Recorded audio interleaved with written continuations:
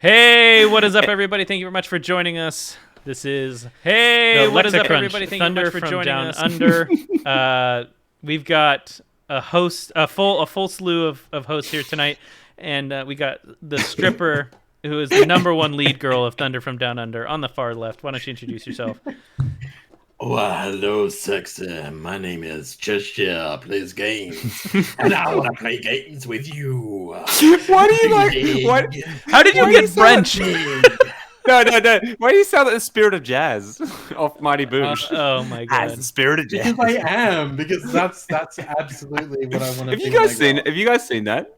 And it's like this whole scene at the end is like, why you tell me my hat was on fire? Well, did you want me to just do old Greg instead? Because I can do that. Well, yeah, you're that close, right? It's like an old Fielding character, so far away.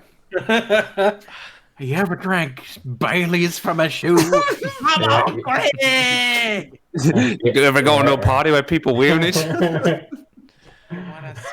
You wanna see my? All right. So that being said, yes. My name is Brandon, aka the producer. I'm a a host at MTG Lexicon, and I'm also joined by another lovely Crunch member. There's a picture of Bailey's closer Oh up. shit, Nano! Thank you for the raid. Hey, Nano. I am Sam from the Lofty Commander Crunch, Australian fun time, good time, late night show. That's not that at all. I feel uncomfortably energetic from just listening to the Mortal Kombat theme song as on account of our title today, and I'm looking forward to getting through our little tier list of beverages as we started that lofty expectation last week and have a lot still to get through. It's good. Oh, and some pre-con chat this week, so because we're going to talk about some Magic, right? Oh, speaking of which, wombats! No joke. I just queued up the theme song in the background. It doesn't get you in the mood. Just like, yeah, I'm ready to learn the ways of like the fist or something, like just. It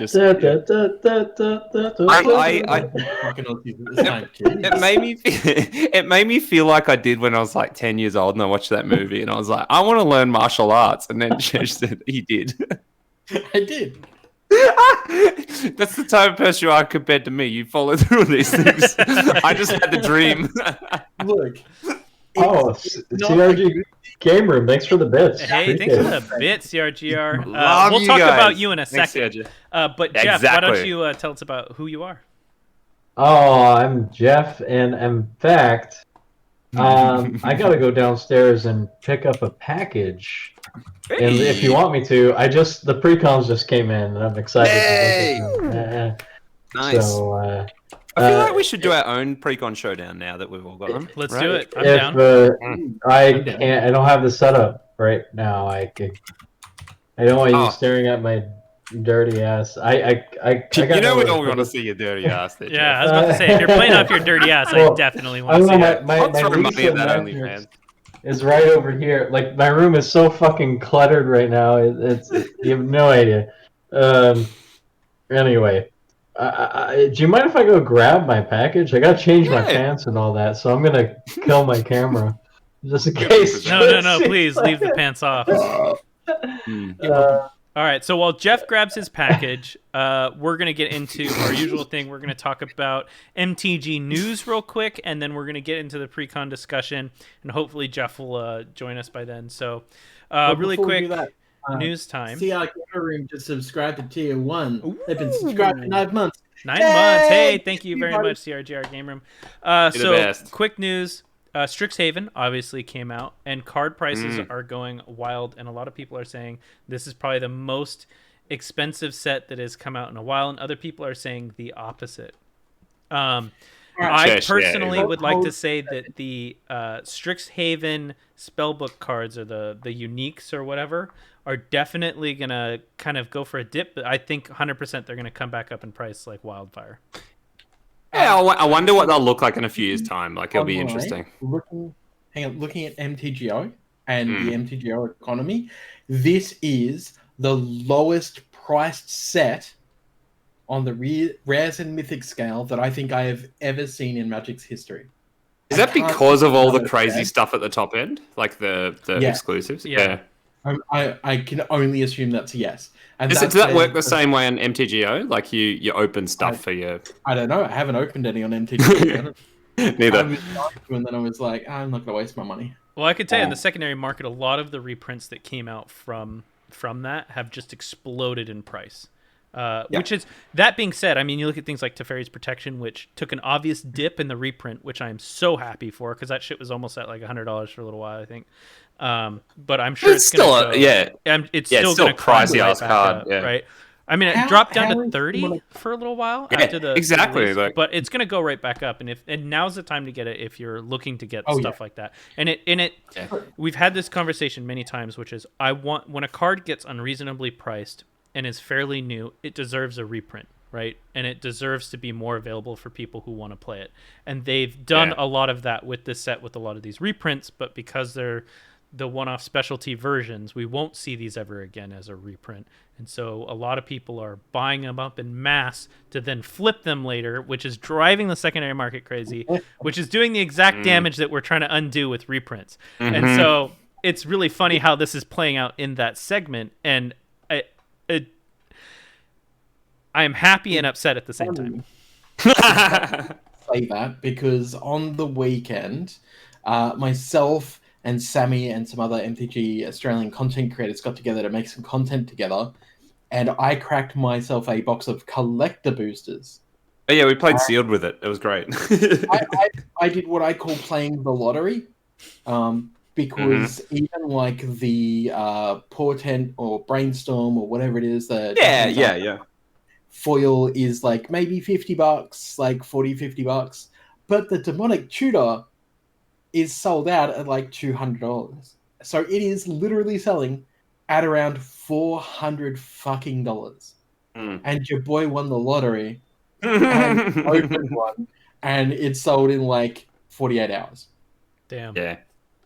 It's wild. And but I mean, I will have to say that we've seen people open boxes, and at this stage, value not being great, could be fine down the track, whatever. And I think it's always like, if you like the cards, the art, whatever, do you. Like, that's going to help. But if you're chasing it for the value, whatever, like, you may be hosed. It does happen. And there's sorry to cut you off really quick. I think there's a big separation. Cool. I think Chesh is going to agree with me here. There's a big difference between a player and a collector. Yes. And it really changes the landscape of the secondary market and how these cards are reflected in Magic as a whole, right? People who are collectors are going to buy them up front, hold them until the price is right, and then sell. But that makes a limited market for those people who want to play and be a part of the game. And I really want to stress the fact that if you don't get some collector's version, that's fine. Buy a regular version and get the cheaper price. The reprint forces that price down. That being said, if you do get a collector's version, what do? Do you keep it? Do you play with it? And I think that really depends on everyone's personal preference, but I would say flip it if you have the opportunity and buy the exact card as a regular version for cheaper and get other cards in addition. That is my 2 cents. Well, so here's the thing, right? Yeah. What are the prices of regular Demonic Tutors? Because if I can sell the foil Japanese 50, 60, something like that. And then buy a regular revised version, off me. Oh no, I don't have revised. I've got the other like ones. 50 or 60, or even one of the older version, the newer versions, like, is fine. Depends which art you want. Yeah, exactly. Yeah, it depends on which art you want. I think the revised version is slightly more expensive still. But like even the reprinted one from the Master Set, like what, 2 years ago now? Oh yeah, the guy in the boat getting tormented. Yeah, that people don't like the art of. Yeah. I got one of those. I'll sell it to you. Hey, you know what? While the fourth wheel isn't here, maybe we should discuss Mortal Kombat. Well, he's gonna walk in while we're discussing, and he might get a spoiler. I haven't seen it either, but I'm not as like I don't actually really care. Yeah, I don't want to. That's true. To him. But that being said, that is the most recent news that I have for Magic. If either of you have some more recent news other than precons, because we're gonna wait for Jeff to talk about the precons. Good. Yeah, but I was gonna say plug it. Yeah, I was gonna say just more what we've been up to, kind of thing. I mean, Magic's had the a couple of things last few weeks. It's been slowish, but then there's, I guess the main one was Post Malone getting involved with Commander and just seemingly showing up at a game store and like forking out some cash, but like as far as I know, he's just a genuine nerd, which is kind of lovely. It's funny because people are losing their shit, and it's like Post Malone has always human been a nerd. Well, that exactly. Full stop. He's always been a nerd as well. Like that's been widely known that he loves comic books and stuff. Yeah, like Magic should be no surprise to anyone at this point. Like the biggest surprise if Danny Trejo actually knows how to fucking play Magic. So I really want to add Danny Trejo to join us for a game of like Commander, Drunken Commander, and just see if he can actually play. And not to call him out to say that he can't or doesn't. I would just love to see it other than a marketing ploy, because that's what. So I will say in peak pandemic last year, the only shining beacon of positivity before I got into the podcast, before I got into Webcam Commander, was in our household was Animal Crossing, and Animal Crossing became like such a lovely place to be when the world felt like it was on fire, figuratively and like literally, and we're like, oh, this is great, and then all these amazing little like creative things came out of like using the sandbox of like Animal Crossing, and like a talk show spawned out of it where I can't remember who hosted it, but it got all these like people on. Like Elijah Wood showed everyone around his island and everything like that. Danny Trejo was there as well, and like he literally played Animal Crossing. It wasn't just like a thing. He's just like, yeah, I've got this island, and he's like, look at all this stuff. There's like all my gym equipment on the beach and stuff like that. I was like, you rock. Look at all my machetes. So I really hope he like has an EDH deck or something. Like that'd be pretty rad. Like and if he doesn't, he's this close to, you know, if he's now like associated with Magic. Like, what's the difference? You know, like, what's the kind of length to go? Well, you know, start playing some Commander, and you know, that's your next step to get your face out there as well, like being more involved with the game. And I love it. If there's a post Malone, is there a pre Malone? Is it I don't know. a Malone? He may have He may have pre-Maloned before he post Maloned. But he didn't Carl Malone. I got it. I love it. So CR Game Room says there's a picture of him standing at the Command Zone Studio. So that's the next part of Post Malone's thing that I'm fairly sure. I don't know how these things work. Would money have changed hands, perhaps, or someone's kind of wrangled it at Wizards, of course, to go, this is amazing to get ambassadors of the game to like that's the whole push at the moment to broaden the game to different audiences, of course. But I can tell you how this would have gone down, to be honest. Go for it. What would have happened was, and if you notice, there's like a little bit of a lag time between when TMZ were reporting it, when Command Zone did their whole like. Oh, of course, because wasn't it like that was the game store, and then when he turned up on game nights. So he turned up at the game store.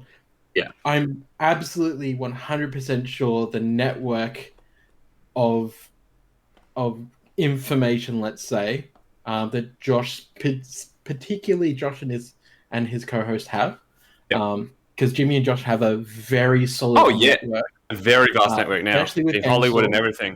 Yeah, that people probably aren't aware of, but they have this very solid network because it's Hollywood, and they have a lot of sway. And I would 100% can honestly say I would not be surprised if the news had dropped straight away, somebody had then gone, hey Jimmy, this, and then Jimmy and Josh would have gone, hey Post Malone, considering this, how about you come on this, and we'll give you like free decks and, you know, give you like a tour and stuff and whatever else. I don't think, this is the thing, Post Malone would have gone into the card shop on his own, right? Not being given monetary incentives. No doubt the shop would have been like, hey man, I'll give you a really good deal. Holy shit, it's Post Malone. This is great for us, right? Because my thought is like money doesn't mean anything at that stage. So correct. And to Post Malone, money doesn't mean shit. Yes. Dude has money. Dude can stop tomorrow doing, you know, music and he would still be fucking rich as shit, right? Yeah, let's face it. He's one of the biggest artists in the world, right? So it's not like Wizards are going to give him a kickback. It's not like Game Nights are going to give him a kickback. That's what I wanted. I'm like, what would be the right price? They probably couldn't afford it if they had to to force someone to do it. You know what I mean? Like that? Like, no way. And you play Commander, right? Yeah. With your friends, with your crew. You want to be on Game Nights. You want to be on Game Nights. And that's the thing. I reckon Post Malone would have been like, man, I really want to do this, but I don't feel like I could reach out because, yeah, they've had a sports star on, yeah, they've had people from Wizards on, but they haven't really had a musician, like a big musician on. They've had comedians and stuff, but they've all been like nerds, doing nerdy things and cross promotions. And he would have just gone like, it would be a cool thing for me to do. I just don't think that I would be able to get on it. Like, would anyone be interested in seeing? I don't know. Who knows? Well? Yeah, no, I know what you mean. Yeah. I don't know. I think he's got enough from himself. Because he's totally human like everyone else, and he has doubts, Yeah. So exactly. Because I saw people ripping on him on Facebook, oh, fucking Post Malone. And it's like, you know what? Just because he has some tattoos, there's always going to be someone that rips on someone. It's awful, exactly. But yeah. Anyway. Yeah. No, I think it's good. It's good. I think personally, I think it's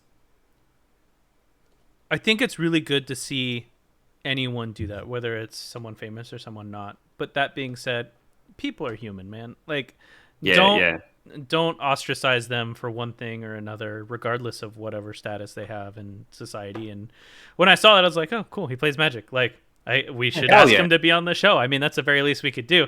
And and then I was talking to someone, and we were talking about Danny Trejo. I'm a huge Danny Trejo fan. I love a lot of his movies. I even watched the really horrible B-rate movies that he has, and I can honestly tell you that some of them are really, really bad. But that being said, he does it because he likes it or wants to do it. Versus count the amount of times he's dressed in a tutu in a B-grade movie, right? Or dressed as like just some nonchalant character that just has value. But that being said, like doing the scenery has value, but doesn't actually affect anything. But that being said, you don't see him in social media or anywhere else outside of direct contact with Wizards and their products in doing so, and that's what makes me so apprehensive. Whereas seeing Post Malone, he's going in and he's visiting, and he's doing it publicly without context or lead up to. You know what? Without Wizards kicking up a whole big thing about this LGS who has Post Malone, without setting up this grand fucking spectacle event of like, go and meet Post Malone at this shop today. Oh, no. Exactly. Absolutely. And this is, and we're going back to like last week's discussion. Wizards have changed, not necessarily for the better with the whole Hasbro thing. And that is absolutely something Hasbro would have jumped the shit on to like milk the fuck out of. And that's why I think the Post Malone thing is more genuine than some of the other things that have happened with larger people. To be honest, the reason I'm really happy about the way this is happening is because I can absolutely see some celebrities at some stage, and I don't fucking know why it hasn't happened yet, having them immortalized in a secret ledger. That would be fun. I was going to say I was going to shout out Magic Mike's episode this week, and they were talking about that may appear, like that kind of thing, and like Erin Campbell, she was saying that whole thing, that him showing up and doing this is like it's such a nice thing that we've all been in the situation in life where it's just like, oh, we don't tell anyone our hobbies, like that kind of thing. And how much like someone like that normalizes it too. Just like, I play Magic. Like it's not like not a weird taboo thing anymore. Because hey, nerd shit's cool. Exactly. But totally. And they came to the same kind of suggestion. It's like, oh, what about, are we going to see either a secret lair or something with characters immortalized? It can be silver bordered. It can be whatever. It doesn't even matter. It can be like Post Malone's. I want to see a Rakdos John Wick. Yeah, I would pay money for Rakdos John Wick. Or it becomes something. The other idea I think Evan had was like that. It becomes almost like a spell book of here's Post Malone's favorite spells or whatever. Because I would love that even more. The Post Malone spell book now. Hey man, we've been waiting for you to get back, so suck it. His favorite spell book, favorite spells, right? In his spell book, with Post Malone covers of Post Malone albums. As the, that's kind of cool. That'd be sick. The art, not the actual art, but done by magic artists. Worked into the art, right? I kind of dig that. Like an adaptation. Cool. Yeah. Why the fuck aren't they doing this already, Wizards? What the fuck? Oh man! Missed opportunities. That's a great one. Like side note there, Jeff, especially I'm aiming this at, but like something I've always wanted to see is Roger Dean like art. Like my favorite album's been like Yes albums. Yeah. Roger Dean doing anything in Magic. Oh my god. Oh I mean, God. we've already, and Roger Dean's still kicking, and I think he even like he hosts a podcast, and I follow him on Instagram and stuff. His stuff's amazing, but it's like. It's the most otherworldly, beautiful art I've ever seen, and it works so well in like a really cool Phyrexian set or something, or That'd like be fun. it'd be so sweet. Like I'm at on lands, like they did with. I think it would Bob be better Ross, on lands than anything else. Yeah, totally. Because he does landscapes exactly. Yeah, but they're like futuristic, weird, otherworldly. It's like ones. that 70s style, like techno landscapes, right? Yeah, and it's very otherworldly. It's like it's a little bit fantasy and that kind of thing too. And that's what originally drew me to prog rock, and it took me down the rabbit hole because of his artwork. But yeah. So, pre-con time, guys. Have we already discussed? Wait, this is we've been waiting. We've been waiting for you for pre-con. Packaging. Hey, My favorites. I was gone for like 5 minutes, dude. No, that was not. No, that was like suck 10. my dick. 10 minutes. Okay, this isn't an actual card. I was like, wow, look at the Jeff had to quality find the right. Pringles. Oh yeah, Jeff. No, Jesh, I haven't edited the podcast yet because sorry, life. But I can't remember. Did you say something about? Were you ranting about the large card, and then there actually isn't one in the pre-con? It's actually part of the cardboard. But wait, no. Okay, so as someone who just played with this, I called this out on CRGR Game Room, and that is Just scissor it out. in this most recent iteration of what they're doing with these pre-cons. I much more appreciate what they've done with the commanders, and that is they have provided you with a Pringle. Oh, nice Pringle, yeah. A Pringle. And then they give now, you a super thick version, same do size you know what as you the get? Pringle, and you get a thick one. And I actually want to have a full deck of this thick boy more than I want the fucking Pringle. And I actually think this is the best move they could have ever done with commander cards because it is usable. It is usable. It is a Magic card still. They just upped the GSM to like double, and now it's an American Psycho business card. It's perfect. Exactly. It's just like I love it. I fucking hate that guy. It's not a fucking Pringle. Like the bone right ivory. Oh. Ree's lettering. Right, this is gonna sit with the last 4 years of pre-cons that I've bought unopened. Jeff's pre-con graveyard / trophy cabinet. Mm-hmm. Perfect. But Jeff, this is you, man. Like I think you would do this, Commander. Here's the thing, and I don't know if anyone can see it. The thick card comes out of the package pre-damaged. Mine did. Really? Mine Oh, did. that's Gaio the Master Chef. Have a look at the back of your thick card for me. And have a look at the edges and how raised it is. It is pre-damaged. Oh yeah, but I don't think. Yeah, shit. I don't think you're selling this Mine one. is not.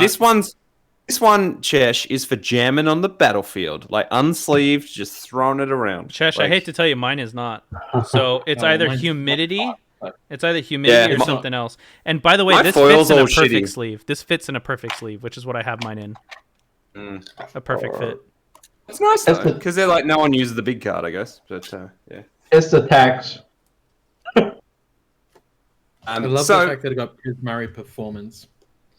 Okay, so we're changing the discussion to pre-cons now, just so that we can. Yeah. Now that Jeff's back, and I think doubling down on that because I think they've been really good. A lot of people are like, oh, there's no fierce guardianship. We spoke about that last week. That's fine. I think they're spread out to be really nice, even value. Tulare Community College did a great video on like they're all great. Like they are all great. And they're always historically generally great, especially if they're built like this over time as well. Jason Old on Brainstorm Brewery said the Hellkite Tyrant and the Lawhold one is like such a good pickup right now. And I didn't realize how expensive that card was, but whatever. I got 2 of them. I didn't buy all of them. I probably should have, to be honest. I've bought a little bit of sealed product, but it's like bolstering that with like the solid concrete value first of all, but stuff I'm going to be using by buying a pre-con rather than like a collector booster and a couple of normal boosters. Like spin the wheel or get the solid thing that's also got a bunch of pieces I'm going to be brewing around for ages. So I've bought the Witherbloom one and the Lawhold one I was able to get too because I found that was sold out most places. So my LGS had one on my hell yeah, I'll get that. And it's got the most stuff I'm going to put in the deck. So I'll quickly just touch on, and I'll see what you guys are doing as well, to hear what your kind of plans are for them, like if you got all 5, and if you're brewing, or I know I kind of asked you this a little while ago, but if you're brewing around anyone in particular, or what you're doing with your kind of pieces or whatever. But I mean, the first thing I'm doing is in a weird one with my Golgari one. This is a little like side project. I'm going to do Dina with all uncommons and commons. Nice. And it can make a kick-ass deck. Like, it's like, I've already got the bones of it here. I'm like, this just looks like fun. Like, everything like triggers 1 life.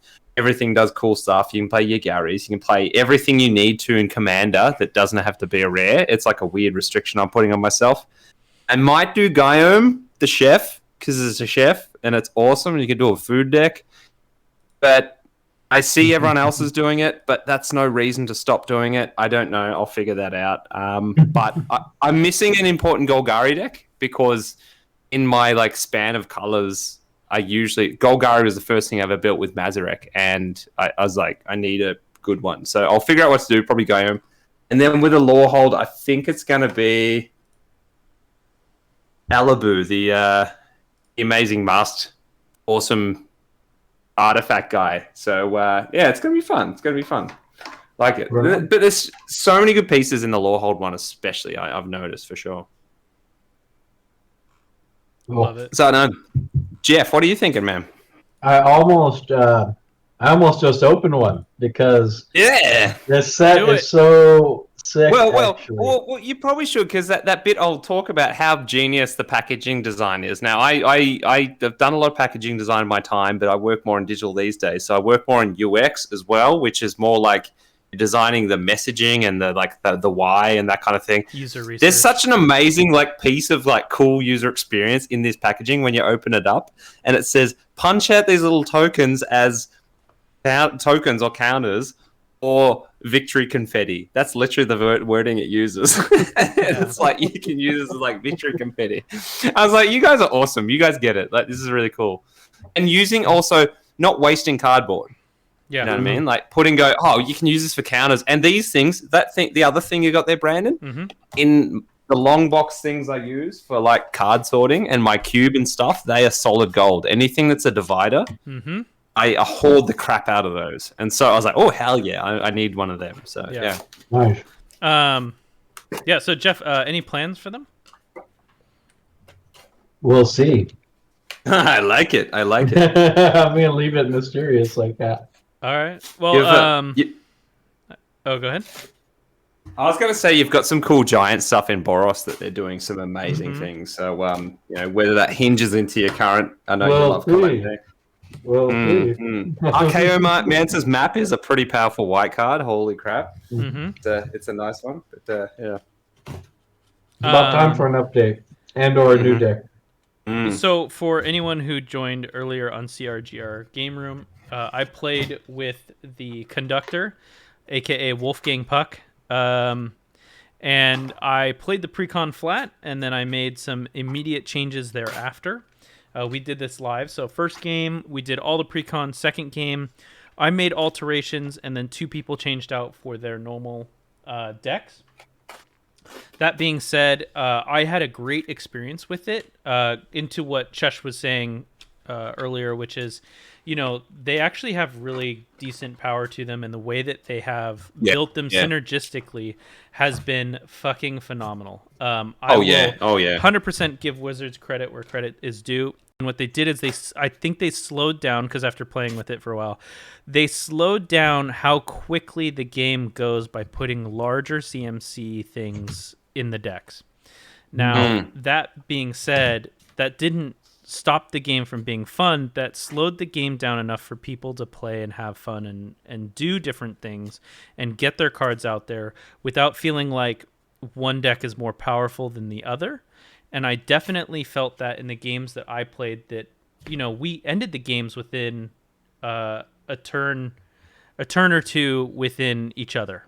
And that was with just the precons as they are. And that being said, I literally just grabbed cards that were around me, and I swapped 8 cards out, and it made a huge difference in the game. Obviously, I will show you the 8 cards that I swapped out, and CRGR Gamer right now is Hull Breacher is bullshit. Oh yeah. I pulled a Hull Breacher out of the box that I bought, so I didn't pay $40 for it. I spent $120 on the box, and then that's what I got. They $40 now. Far out. I know, which is crazy. So I swapped out Hull Breacher, Miari's Conjecture, Neza Hall, Thousand Year Storm, Will Kenrith, Scholar of the Ages, Expansion and Explosion, and Mind Wreck Liege. So I love Mind Wreck Liege. Yeah. So I put these 8 in, and it made respect for the Mirari Conjecture. Oh yeah, I think it's perfect. That's such a cool card. Yeah. I love that card, man. Like and I don't think it sees enough play. It's just cool. Oh hell it's yeah, it's really not the fastest, but it does cool things. Yeah, and it's perfect for this deck because this deck has such high CMC. If you go through the deck, and you need to bring them back. I've noticed that kind of tone in what you're adding to the deck as well. Like the Scholar of the Ages, you need to get your things back. Mm-hmm. Exactly, and with the Skull of the Ages, I don't have to cast a spell for it. It's a part of a creature, and there's ways that you can cheat it out in here that way, and that's one of the reasons why I put it in there. I like it, and it definitely made it a lot more fun. And obviously, I didn't choose these based on price. I choose them because they're laying around on my desk. If you can see my desk right now, it's just a fucking atrocious pile of cards everywhere. And I just put it in there. Just to show that you don't need to go out and net deck or fucking do something crazy. These decks are already powerful, and I only swapped out 8 cards. That's it. See, I can remember. Bang on. Fun. Nezzy is so good. I love Nezzy, and I usually try and play Nezzy in a deck that it fits because it is Loch Ness Monster. It's rad. It's just nice. And it got me a lot of card draw. I got a lot of card draw by putting the ball in the deck. I see it as it's a budget consecrated Sphinx that isn't as. It's not even as fragile because you can actually like protect it, but it's also it doesn't draw the hate. I find it like in the first place, people are like, oh, that's fine. It's just Nezzy. It's fine. But yeah, and the Hull Breacher stopped people from drawing cards. Neza Hall drawing cards when people are trying to get rid of my shit, and like so, it really created this engine in the game that allowed me to continue forward with it, and it was so easy to do and change, not necessarily with those cards. You can use whatever. But that being said, it goes in a conversation that we were talking about before this, which is, if you're a new player and you pick up a precon and you want to know what to do next, pick up the next precon in the same colors. You're going to get so much more variety and usability by picking up the next precon in the same color alignment, and you can build a whole new, better deck out of it. And that being said, you can do you gel that for a 3-color or something. Exactly. Right, That'd and you be can really spend maybe $80 for 2 precons between 2 different years. Most of the time, they don't get too far out of alignment within the first year. But price-wise, you will get so much more out of it than going out and buying singles to build or make the deck wildly, good, when you can get 2 precons in the same color alignment or close to, merge them together and build a really good deck. And then you've got a lot of that scaffolding left over to make even like a lower powered like second deck of whatever, just as the bones that you start to add to over time, that kind of thing for sure. Because it gives you your vegetables, it gives you your arcane signets, it gives you even the mana base in this isn't terrible. It's no big pricey ones, but it's a 2-color one, so it's fine. But it's pretty good. It's got some nice pieces you want. So yeah. Anyway, Chesh, I got to move to you, man. Like, what are you doing with the Prismari one? And is that the only one you're going to pilot, or? Well, first I'm cutting the commander out of the box. Yeah. I was going to do that too. Were you just craftooning then? Yeah, I was just crafting it. These are slightly bigger than a regular card, which is fucking ridiculous. It's kind of cool. I just look, to be honest, I'm looking forward to playing it out of the box first. I probably should do that actually, but yeah. I have some ideas that are not conventional, especially when it comes to I like to create treasures, and Brass's Bounty is a pretty good card in Commander. Yeah, make it all tinge of treasures. Stupid shit. So, and especially when you're creating 4 other copies of it, and then you're making, and then you're making 8 times 5 fucking treasure tokens, but you also have in play something like, oh, I don't know, Goldspan Dragon. Now that being said, Chesh, I did in our second game make 40 mana in 1 turn off of that deck, and to 100%, that mana was not generated off the cards that I put in the deck. That was not generated off of the stuff I swapped in. That was generated off of what the deck had already provided. I made 40 mana in 1 turn. So that being said, there is a ton of potential there with what you can do, and I highly recommend playing with these decks out of box first and getting a feel for them, because if you read the card list, you're like, this isn't gonna work, this is gonna be shit, and then you play with it and you realize that these fall in together, and it's really good.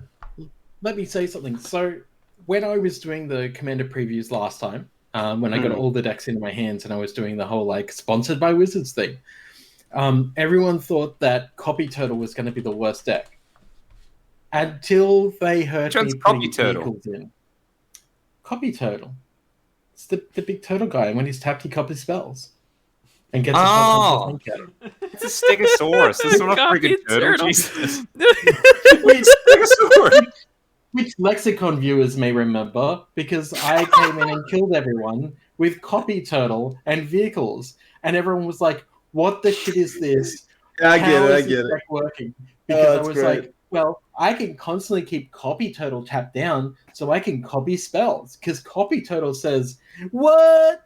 Oh, hey there, rat dudes! I'm chilling in your crib with your spells and your mama copying everything I do." And so extra turns, killed everyone with like extra damage. It was fantastic. I think I basically did the equivalent of a fireball to the entire table for like 20, and everyone was just like, "What the hell's going on?" And I'm like, "Burn you all to death!" And everyone's like, "Did you seriously just win on like turn 8 with that?" It's like, because that Copy Turtle is real strong. Oh god! See how Gamer says everyone wants Copy Turtle at their kid's party until he gets drunk. Until he gets drunk and he starts like, copying Brass's bounty and shit, and then it's like, oh man, we should have just paid the extra $20 and got the it guy. Fuck the Copy Turtle. It's like drinking out of the toilet again. That's not a carrot; it's a diaphragm. Nice. So is that all you have to say about precons now, Chesh? You reckon we can move over to our Yeah, I love it. I was gonna make an elaborate segue in that I just had an idea as I read off my Golgari commands. Guillaume the Master we should play them all and call it Mortal Kombat? Kind of, that's a great one. Or you could just play the card called Mortal Kombat. That's a great one. But Guillaume and Dina Soulsteeper make absolute culinary excellence. So we're talking food and drink here, and it's kind of what we do on our Lexa-Crunch tier lists. we generally rank culinary things unless they're Adam Sandler movies. But what I was going to do, so the ideas for Guillaume started to be like Bake into Pie, Taste of Death, Trail of Crumbs, all that dumb stuff. And then I've always wanted to do a drinking deck, which is just, I don't know, 1,000-year elixir and anything else where anyone has a drink to drink or whatever. So I'll work on that, but while I'm working on that, I think we're going to move over to do exactly that in tier form and keep ranking our beverages, I guess, unless anyone else has any more. We want to yell and scream about Mortal Kombat first. I mean, good point. Do you want to do that or do you want to do it afterwards? Whatever. But Brandon, the ball is in your court. What am I supposed to do? Balls. Do you have anything to say about Mortal Kombat before we get started? Okay. So I actually have a couple things to say. But this being said, out of respect for some people who have not seen the movie, whether they're here or online, jerk. No, it's me too. I can just exit the. No. I will not give away spoilers. But what I will say is about the production. The cast. Okay. The cast was very well done. They chose people appropriately for what was supposed to be the character that they represent. And did they? That is what I liked about it. Has nothing to do with the screenwrite, which was, I would say, not great. The production value. Screen wrong. Kano.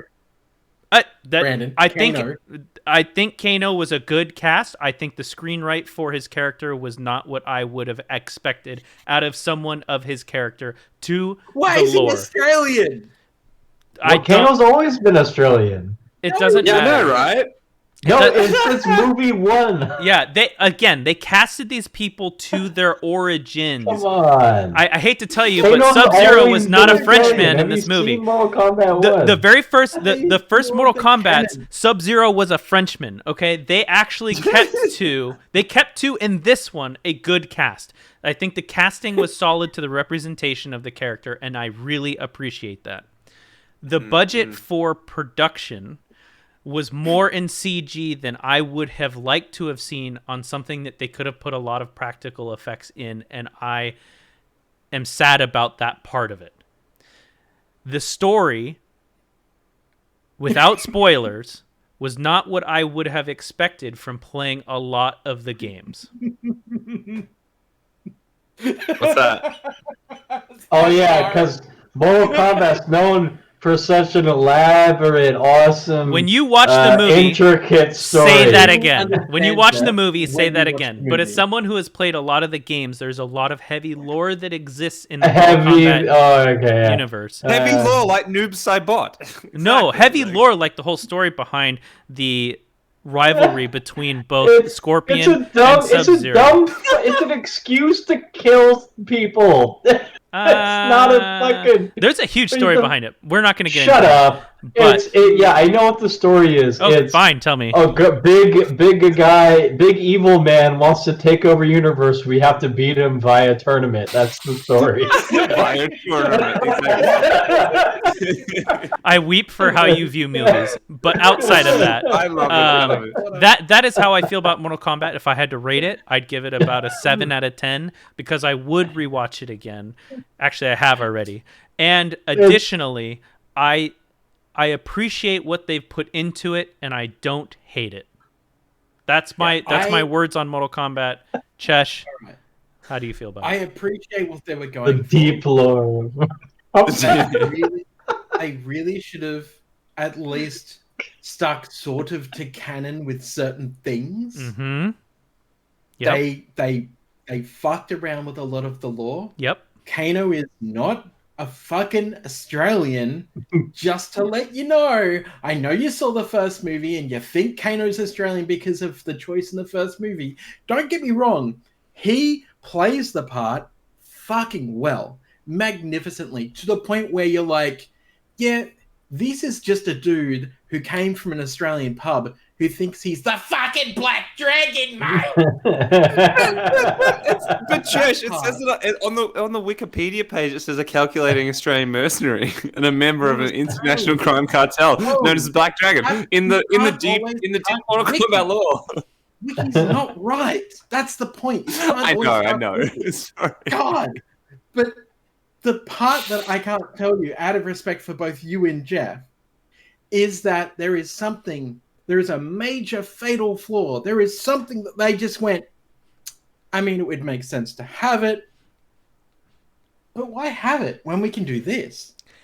And it's like... And to that it's point... It's the reason for the fucking movie! I 100% agree with you, Chesh, because of that point. And not only that, events happen out of the lore that create the timeline that makes the next segment of it lore that makes the movie, which is why it's, to me, they there's a lot of good things and a lot of bad things. If you care about the lore, if you don't, that's fine. You don't have to care about the deep lore of Mortal Kombat. But if you care about the lore of Mortal Kombat, then it will irritate the hell out of you. It'll irritate the hell out of you if you care about the lore. That's it. You don't have to care about it. That's fine. You could be a douchebag, and I don't care. But if you do care about it, then you probably would be irritated with it. It's a big slugfest where cool people kill each other. I love it. Cool people killing each other. I love it. I see Reptile as cool person. What? You don't understand because you haven't watched the movie. For us to tell you why, we'd have to spoil the movie. You have to watch the movie, and then you can joke about if or if not us talking about lore is hilarious. By the time you have watched the movie, you will understand, and you go, "What the fuck was that? Why did they do that? What the fuck?" All right, given. Also, given how much you care about the lore, I don't think it matters. Coach, shut up, Brandon. No, you shut up. No, you shut the fuck up. No, you shut the fuck up. Piggy's got the conch, all right? So it's my turn to speak. Granted, I haven't seen the movie. But it's like, my whole thing is, like, what I'm thinking is, like, how do you fuck this up? You know what I mean? Like, because what you're saying, what you just told me, Chesh, kind of blows my mind. How you can fuck up Mortal Kombat is the most basic fucking story. I'm gonna refer to Chesh's comment. Please watch the movie first before you continue. Yeah. True. Okay, all right. I'm just. How do you fuck up Mortal Kombat? You have to try really hard to fuck up. Hey, guess what? Big God guy. There's one thing that you just don't need to include, and it fucks everything. That's all you need to know. Watch the movie. Okay, all right. I was like, big God guy says Earth is up for the tournament again. And then you have your cast of classic characters go to fight the guy, and then there's a whole bunch of evil guys that you got to beat along the way. That's why test it's so your mind, fun. if you will. That's why it's so fun. Jeff, I will say you know, this the deep complex storytelling. You're making it sound like it's fucking like EVE Online, the way you're talking about, like, the intricacies.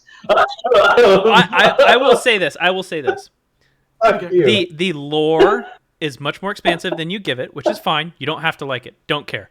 What you know of it is not what you will perceivably find when you watch it. And sure. I want you to do so, and keep in mind that there is I don't want to say strict lore, but there is a lore to the events that happen that generate the characters that you are used to seeing. And when you watch the movie, you will understand what both Chesh and I are saying, and then you will have a laugh, and then you'll cry, and then we'll have a really good time. Yeah. The Avatar: The Last Airbender level tier storytelling. Yeah, kind of. Fuck you. Yeah. It is. My verdict is a 6 out of 10. Well, I mean, CR Game Room said 7 out of 10, honestly, which is like in the span of like, I think, Chesh, you promote this a lot, that it's like, I think in this day and age, a lot of people are like, if it's not 9 out of 10, I'm not watching it or not playing it. It's like, no, that's me solid. It's still good. Yeah. Like, you need to enjoy it. So, It's like when people go, it's 5, it's trash. No, 5 just means middle of the road. Right. There's a lot of B-rate movies that are a lot of fun to watch. 5's totally watchable. I reckon the 3 to 4 range is the hardest to watch. The 1 to 2 is fantastic. Like, it's just like, it's so bad. It's good, bad, So, totally. Bits. Yeah, go for it. That, I just want to say I give this a 6 out of 7, 6 out of 10. It is absolutely watchable. But the thing that we're talking about is a major thing that we can't get actually past. Yeah, I gotcha. And all right, let's is the reason why things are going to be like, people like myself and Brandon are going to go, we watched it, and as good as it is, and the casting, trust me, the casting is fucking brilliant for the most part, except for like Mr. Unknown person, I'm not even Johnny Cage. Who the fuck are you? Which I didn't Connie Cage. He's a new character. Mm-hmm. Who has rich lore and now, and I don't understand why. I'm sorry. There's no lore to Mortal Kombat, so you got to take it back. No. It's just I'm just saying, when I watch a Mortal Kombat movie, like when I watch Scorpion, like impale somebody and tear their heart out, I'm thinking, this is akin to like David Lynch's Lost Highway. This is like, there's so many layers that you need to dissect to really understand cartoony violence. Because it is like Lost Highway in so much as the fact that it feels like it is lost and missing something very fucking important. I love it. So I might round it out because I need to touch on the Australianness, because I just found an article by GameSpot in 2019. Oh, fantastic! Because they do a little bit of the background about where Kano became Australian, Chesh, and apparently, so where it all came from. So pretty much like was bland as hell for 26 years, and then in Mortal Kombat versus DC Universe, instead of being a man of Japanese, I'm quoting this, of Japanese American descent, Kano was retconned to be Australian, a supposed nod to the misinterpreted accent of Trevor Goddard's R.I.P. Cockney version of Kano in the 1995 Mortal Kombat film. So it was more the thing that happened as a misinterpreted thing, and then that kind of got whatever, and then they doubled down on it. But that's exactly Mortal what Kombat I'm saying. 11. It only exists because of the first movie. Yes, right? Exactly. So it's not. But it's where because of the first movie. Originally, he was not Australian. He was American. I get that, but it's like. But in kind of. No, but in it's the way you take fantasy lore, if you will, and how deeply you take it. If it's got to be the most original thing, or you're happy with them to retcon things based on what happened, and then that just becomes a thing. I.e., Star Wars. So you know what? I also like to write Asian American characters out of things, especially in today's climate, mind you. I gotcha. But don't worry, Jax is still black.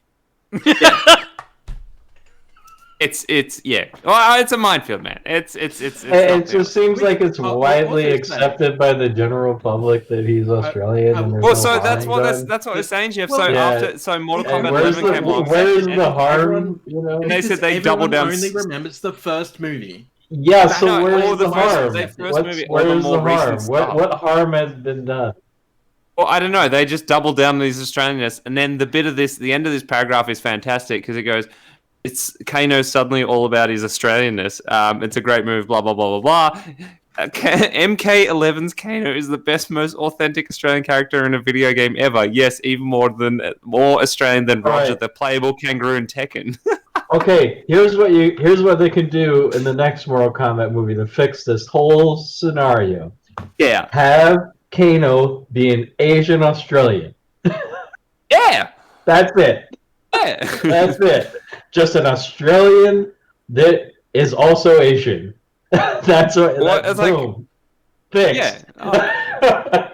I'm into that. That's fine. Like it'd be cool, and it's like we've got an amazing Asian culture here, and it's like it's that would be some of the best convergence, I think. Yeah, exactly. But I do not want, because Kano, I don't give a fuck. Kano is Australian, whether he be Asian, whether he be black, whether he be Hispanic.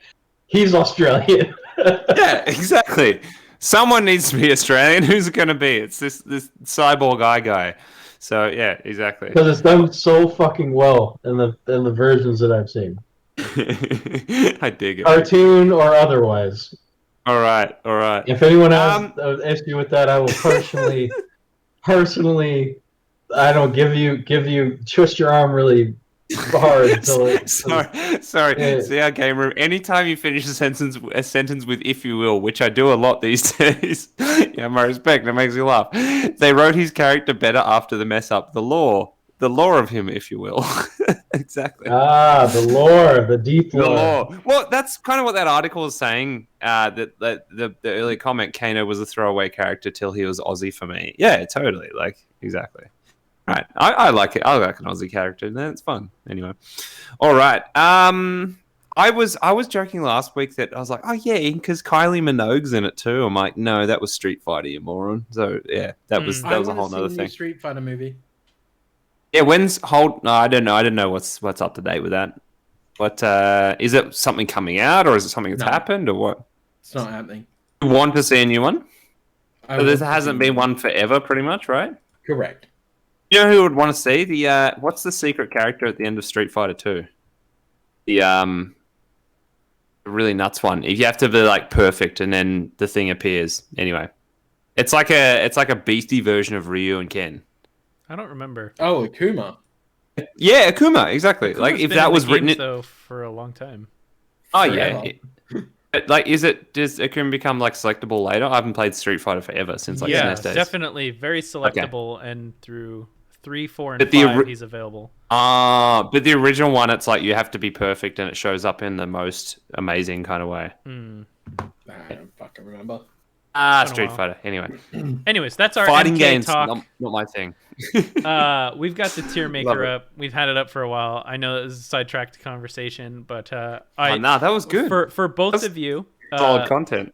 I think I gave both my Australian friends here access to my server, but Jeff, you'll find that Mortal Kombat is on the server if you ever have time to watch it, so it's available for you if you wish. But yeah, please go and watch it in the next couple of days, Jeff, and then please come back to us in the Sweaty Balls talk, and let's have a chat once that happens, because my boy, you will understand our apprehension over certain things. Fair. All right, I might have to watch it too. I will watch it, and I just lost this one little rubber nub on my Series 2 controller, and I don't think it's gone forever. It is lost into the void. Oh my god! And I'm having a panic attack. I'm not having a panic attack. It's the abyss, if you will. It's the abyss. It's the abyss. Panic attack today. I turned 43 in a couple of days, so fuck you guys. Hey. You're just like Merry Christmas. You're comfortably in your mid to like early to mid 40s. That's fine. I look like I'm 20 and I'm in my 40s. Well, hey, you look great, and I'd say you look 25, but yeah. I reckon 30, to be honest. I look fat. 36. Speaking of comfortably, I just recently watched a movie review of The Wall.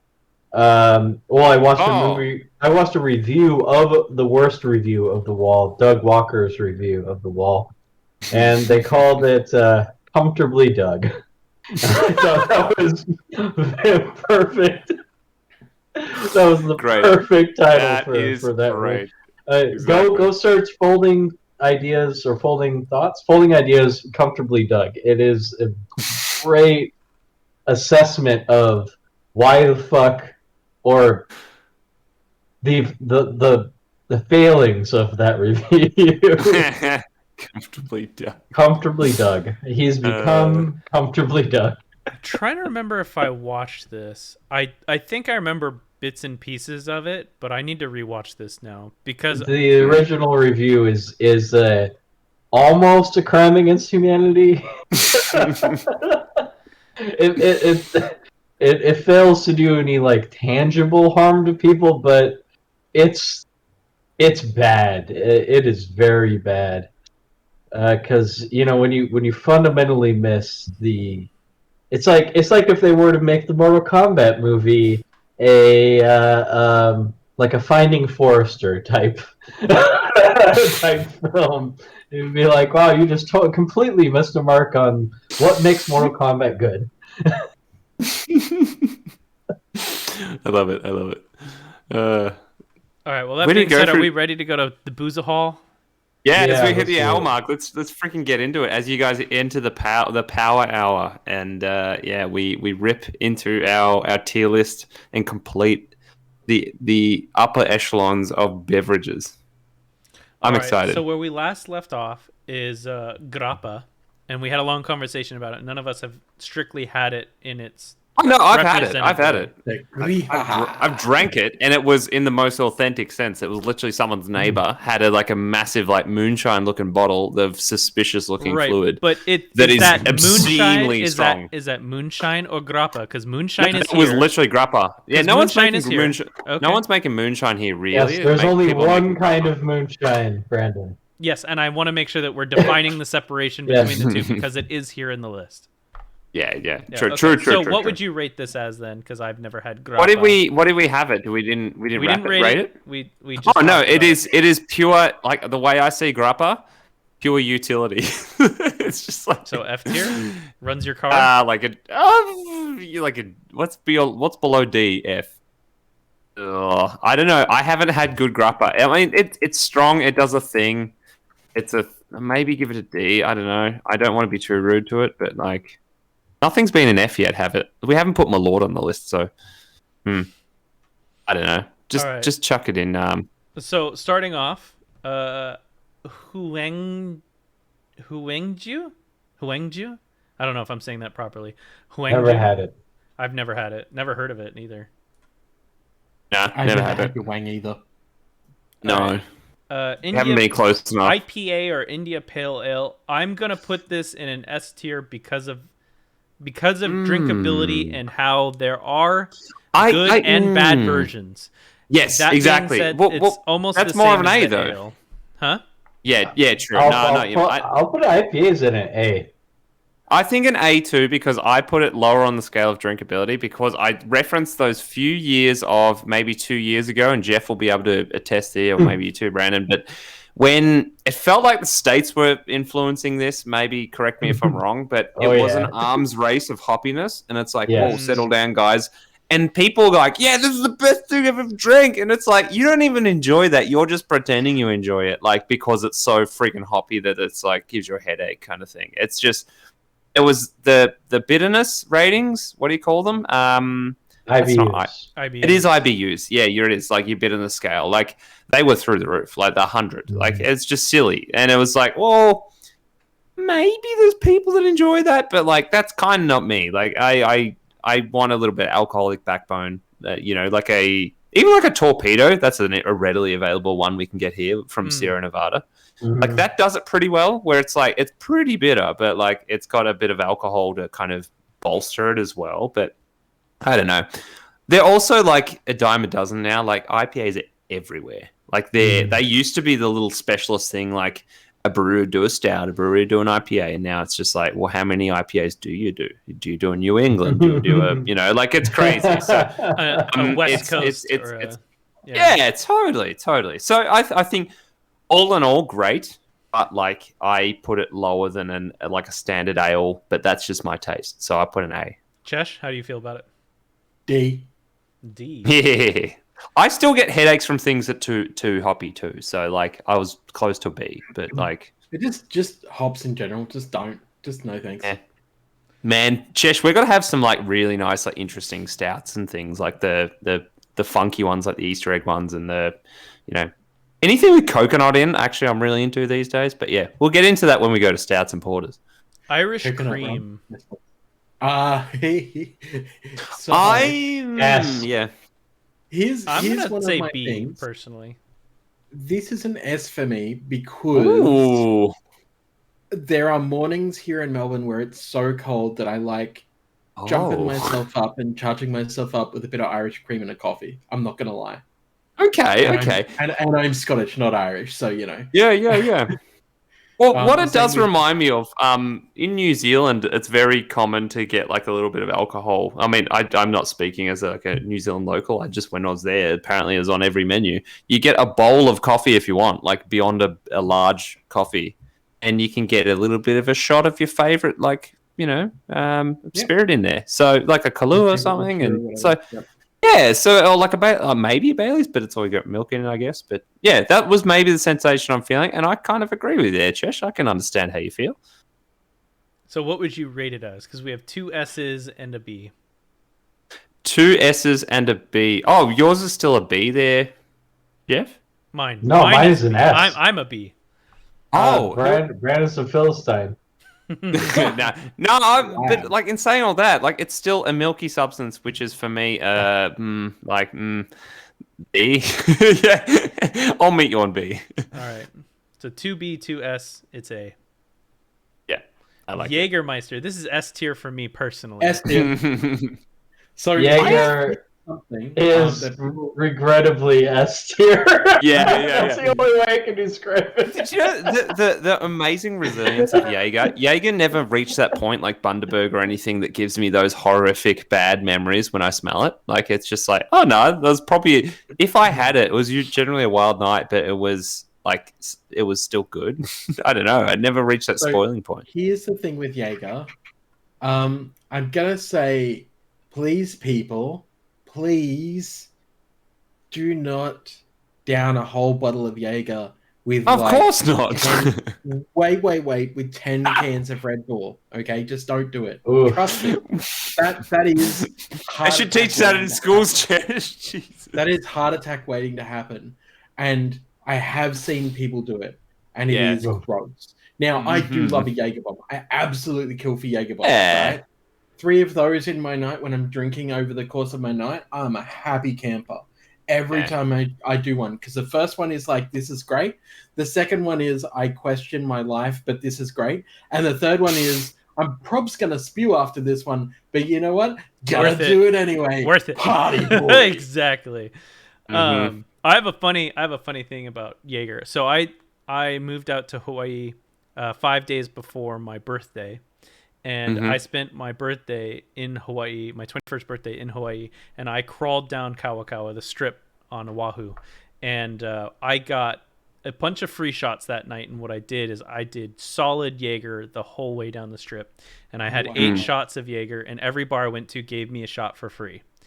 And it's my birthday. In addition to that, I was drinking screwdrivers, because that's my favorite drink of all time is screwdrivers. Oh my god.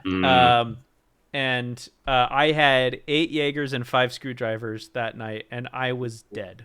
I definitely popped the top on my body, but man, I will tell you, when I start drinking Jaeger, I don't drink anything else, because after that, it was a flurry mix of things that I didn't want to mix. And after that, I only if I drank Jaeger that night, I only strictly drank Jaeger. That was it. But I absolutely love Jaeger. I could drink that all day and never have an issue. And there's a lot of people I know that absolutely hate Jaeger, but yeah. I know you guys are probably of the same agreement that you on a night out like that. Not that we have too much experiences these days, but you generally have to put a hard line in the sand after a certain amount of drinks, where that's your choice. You're sticking to your lane, or do you just still go wild? The older that I get, like I've noticed the earlier you do that. No, not the earlier, because I can still drink like a maniac, or at least when I was drinking, I could. I haven't had a really good hard drink in probably a good 4 years now. Like, it's been a while since I've ever been drunk. But same. Even when I was like hard, you get to that point where you're like, I can feel it here, and like once it gets to that point, I know I'm done. And if I have more, I'm probably not going to it's not going to go through my intestines. It's going to come straight back out my mouth. So you're just kind of like, I'm feeling. I think right now what I need is something to eat, and I'll go and have something to eat. Like, my body, and as I get older, my body's tolerance to that is more and more acute. So more and more it starts to realize where that line is. Whereas when I was younger, didn't give a fuck about the line, go straight over that line. I don't care. Like, a whole bottle of Jim Beam the next day too. Yeah, a whole bottle of Jim Beam to myself at a rodeo, like, absolutely. It's like rodeo for the people in the back. Hanging out with the cowboys, drinking with them, or the hard liquor, like, absolutely. Just, whole bottle to myself. Couldn't do that these days. But that's because I know where that line is, and I know when I should cut myself off. Because it's like, I'm getting tipsy, but I don't want to get drunk. And then if I get drunk, I'm going to puke everywhere. And just like, Exactly. Jeff, how do you feel about Jaeger? Regrettably S tier.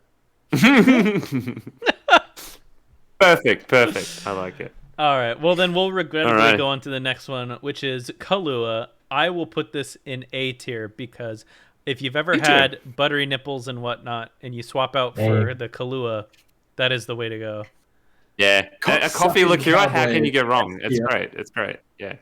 What's that? What's that, Chesh? Cocksucking Cowboys.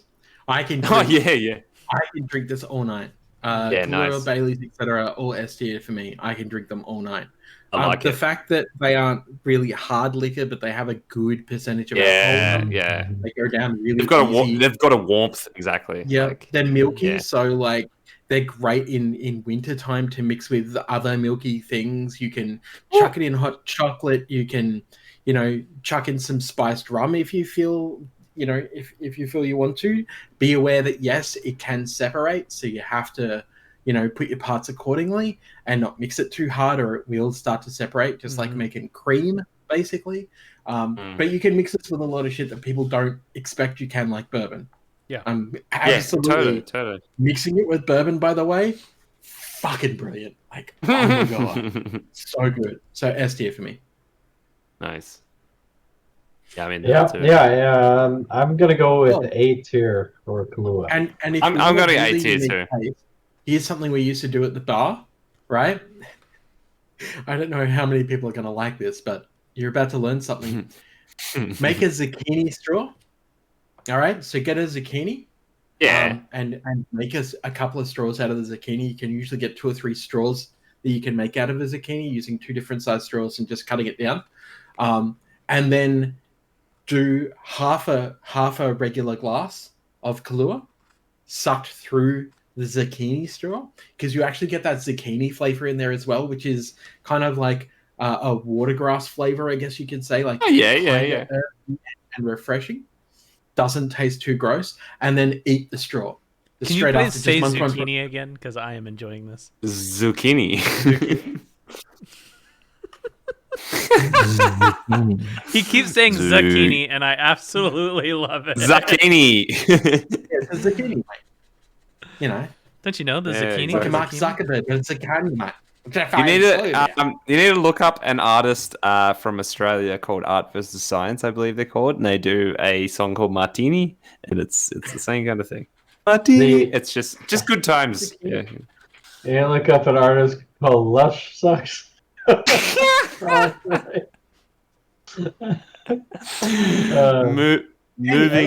on. I like it. All right, let's move on to Kolsch. I give this a C personally. Yeah, I think it's a C too. I'm a beer lover, but it's like Kolsch. I haven't had the great one yet. I've had a good one, but it's I find them okay. Like, it's not consistent enough to be upper tier for me. Yes, I'll totally have one. And this is the C tier here is like Chesh said about the 6 out of 10. Like, it's just the hell yeah. Like, it's on the up, like on the side of good, but like it's okay. Like, you know what I mean? Okay. So, you still have it for sure. I've had one amazing Kolsch, and the rest have been okay. Yeah, that's exactly my point. Yeah, there's no consistency to it being like my go-to. Absolutely. Totally. No, but I have had an amazing Kolsch. I cannot remember the brewery, Brandon, but when I do, we'll get a 6 and we'll crush it, and you'll be like, yes, this is an amazing Kolsch. I will see if I can remember. I think it was Ghost Every Town. other Kolsch. Ghost Town made a really good Kolsch that I liked way back, and it wasn't Ghost Town. That was for me. That was for me. Yeah, the one that I had, I can't remember, but it was. Dale used to buy them all the time, and they are super fucking solid. But again, I didn't know what they are. Like, in that way, it might give a bit more perspective to what a Kolsch can be. So wait, hold on, I gotta find this. All right, next is kombucha.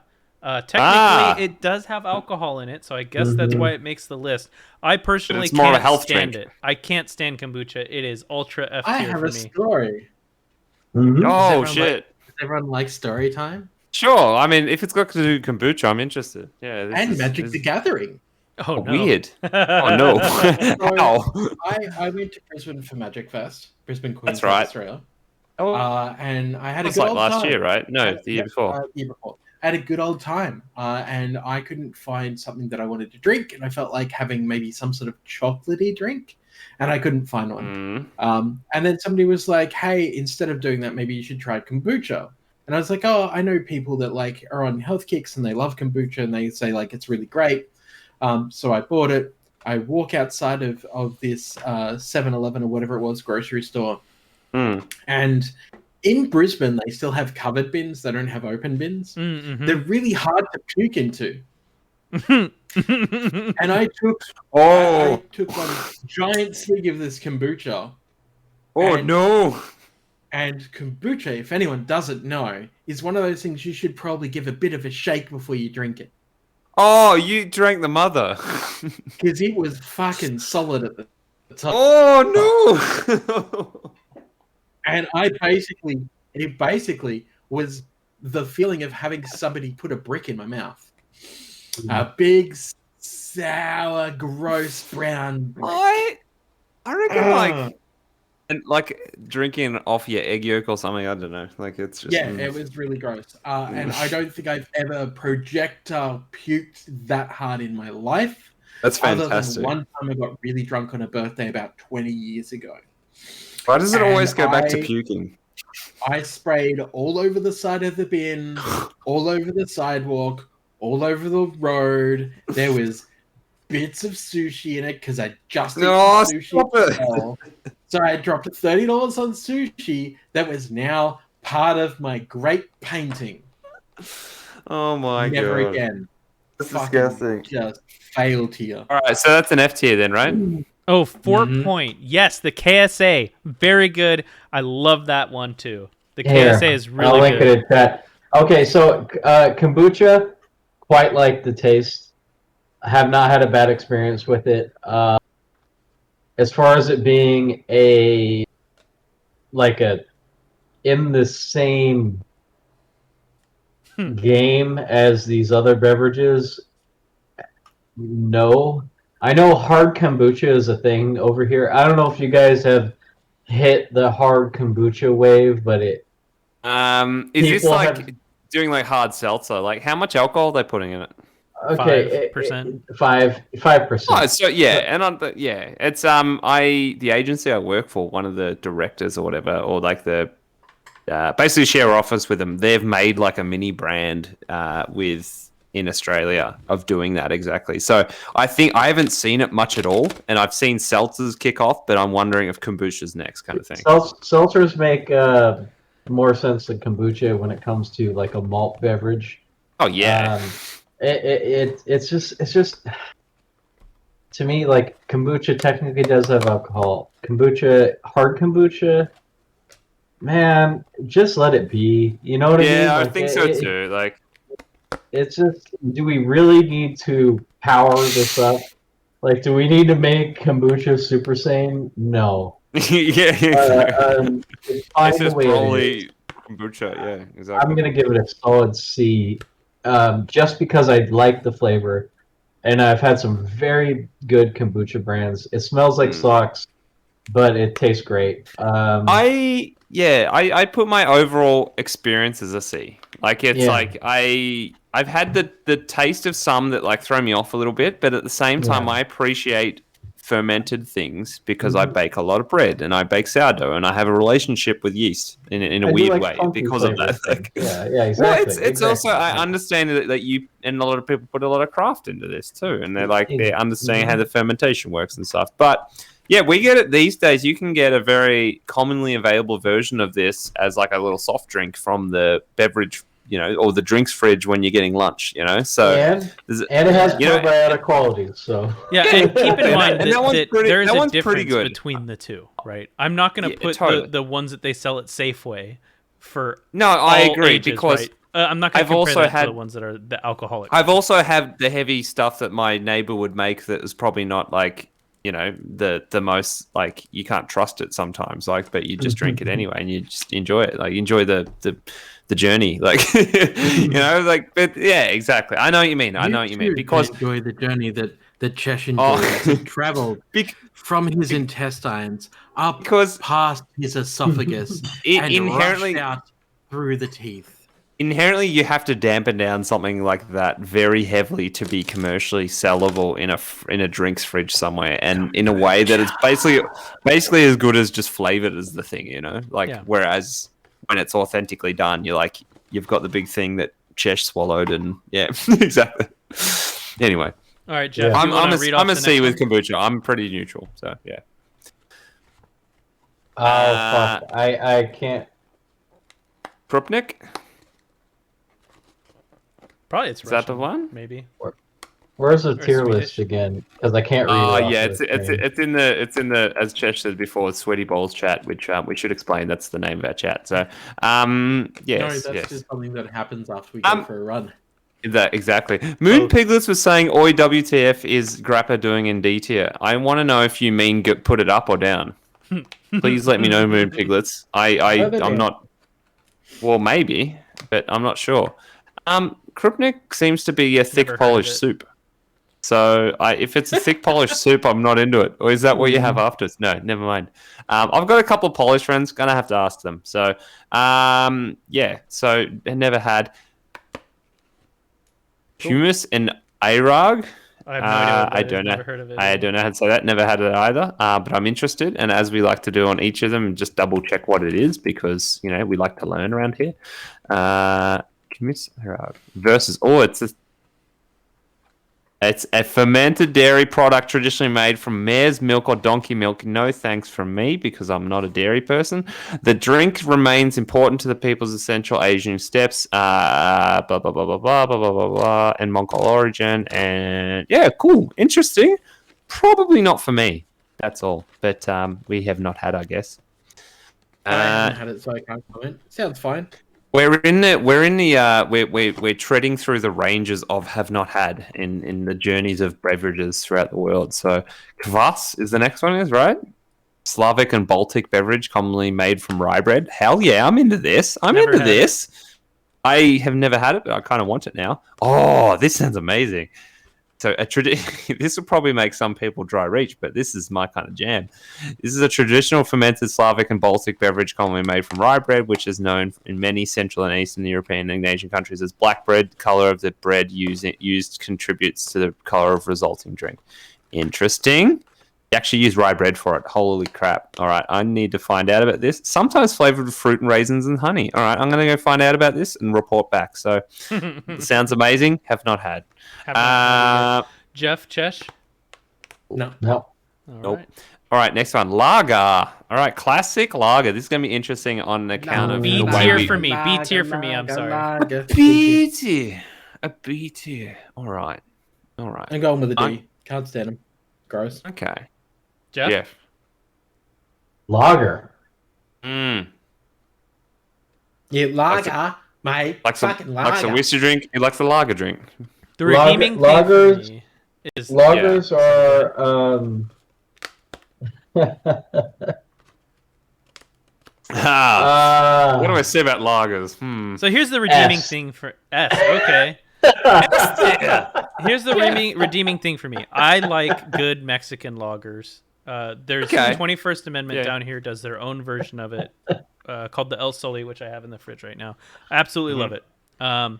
Other lagers, I'm not a fan of the Boston lager.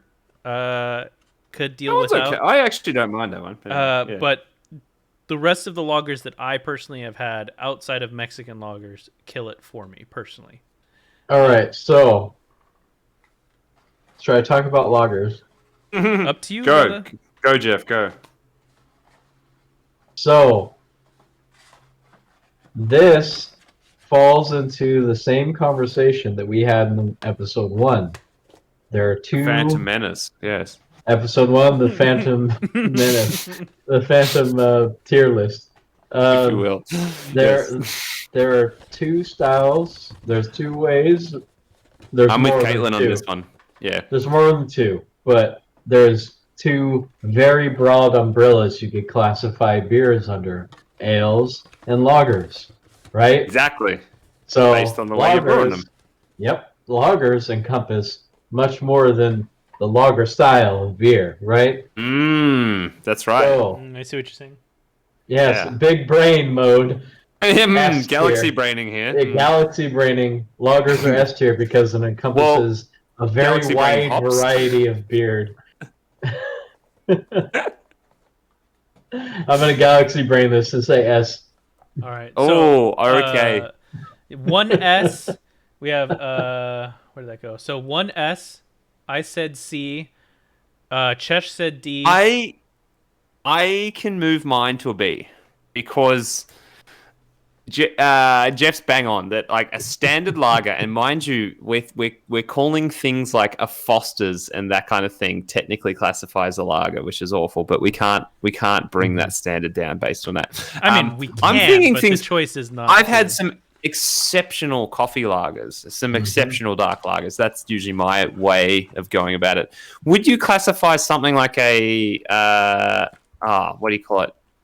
A wheat beer is still an ale, technically, right? Like that's because you're not most of them being ales, and I say most because there are exceptions. Yeah, exactly. I know there's a bunch of things. Well, something like a Schwarzbier, like it's like you got a dark lager that has smoky coffee flavors. Like it's like it can do lots of interesting things, and we can't like relegate it just to the boring lager people think about kind of thing. So I am because I classify all of them by the drinkability that I personally have and consistency that I like, right? So that's where my rating comes in. That's why I said I give it a higher rank because of the Mexican lagers that I enjoy. But the rest of the lagers that I've had, they're not necessarily great, but they're not great to me. So again, you're still going by the style lager, not by the true. And that's fine. That's still how I. You're not going by the deep lore of the lager. Oh, I'm sorry. Let me recant this. Yeah, exactly. So Jeff, I mean, I haven't done much brewing, but is the difference basically cold storage, right? Like, kind of, like it's there's a few. Yes, it's time and it's all time and temperature. Yeah, and you know, like it's very simple, but you know, there's a lot of different styles that come from the lager method of brewing, you know, and you can't just lump it. You can't just say that Budweiser is the only kind of lagers are just easier to make, and it's like, but easier. Easily commercial. Ass-kissed. Yes. They're easier commercially to make. They're not easier like as a person in your garage to make. Like ales absolutely are. You know, like that. Sure. No, I mean when you encompass all the European styles too, like your box and I mean actually Dunkels as we looked up before. So that very much does for me push it like from A to I might meet you in S there. Thank you. It depends on your experience and how you like. Totally. Yeah. So it's all about the deep lore of the lager. The deep lore of the lager, exactly. So where are we meeting on that one? You have to care about it first. Remember. That's true. That being said, you don't have the next one. So does that meet in A or B? I guess it ends up in B. That's fine. Yeah, it comes in B because too lows and nice too average. Highs, Nice average. What is next one? Lao. I never had it. No idea what that is. Neither have I. Chesh? No, never had it. It's a rice wine, I believe. No, probably sounds like a rice wine. Lemoncello. Looks like a It's limoncello. Is it limoncello? Limoncello? Hold on. I like cello. Brandon pronouncing Italian beverages is my favorite thing. I am not good at it. I'm okay with it too. And I said the word zucchini, but you know what? I don't say hey, you know, phonetically, limoncello works. Yeah, true. No, you said limoncello. Yeah, limoncello. It looks like that to me. It's limoncello, and it's fantastic. I would easily put this at an A or a B. Yes. I can't confidently say that I am familiar with it, even if it's been in drinks that I have had. I am not as familiar with it as it is. So limoncello is great. I'm just gonna say never had it for me personally. There is, of course, actually, I'm pretty sure there's a pronunciation thing if you want to get into the deep limoncello lore of limoncello and limoncello, I believe. But anyway. Oh, no. Oh no, sorry. Oh no, it's there's limoncello, and there's something from the place in the area of Italy we went to on our honeymoon and was just magnificent. But it's the same thing, isn't it? I think so, but it's where it comes from. Whatever, it doesn't matter. It's like champagne and sparkling wine. I guess so, yeah. But like, it's what you're having is one of the most magnificent things to have after dinner. Like as you're like, it just. Warms your heart, your soul, everything. The best thing I ever heard. We snuggled into our accommodation in where is it, the Cinque Terre, in like northwestern Italy on the coast. And I remember going there and we're staying at the place like near the beach and everything. And the guy's like, the guy ran the bakery down the road. He's so nice. His name is Fabio, and he's like, oh, and if you can't sleep, they've got. He's like showing us through everything in the house. He's like, if you can't sleep. There's limoncello in the fridge, so you have a little tipple of that, and it's like that's the best. I've never thought of that. You can't sleep one night, and you go out and just go to the fridge and have a little bit of limoncello. Like it's just like ease your soul kind of thing. So to be fair, I've got a friend that does that with Fernet, and yeah. And it's after dinner. You have like a Fernet. You clear your palate. It's got a little bit of alcohol in there for you to enjoy as well, and you do it straight. You don't shoot it. Yeah. After dinner, you just have a bottle of Fernet, as you do. As you do. I was gonna say a couple of sips, but yeah, sure, a bottle. Yeah. Like Deep lore bottle, not a regular bottle. As Chesh said before, you're in your 20 plus percentage range. So it's like it's warming enough and strong enough, but it's not a 40% kind of thing. So you don't generally mix it with anything, I don't believe. So I've never mixed it with anything. I've always had it straight.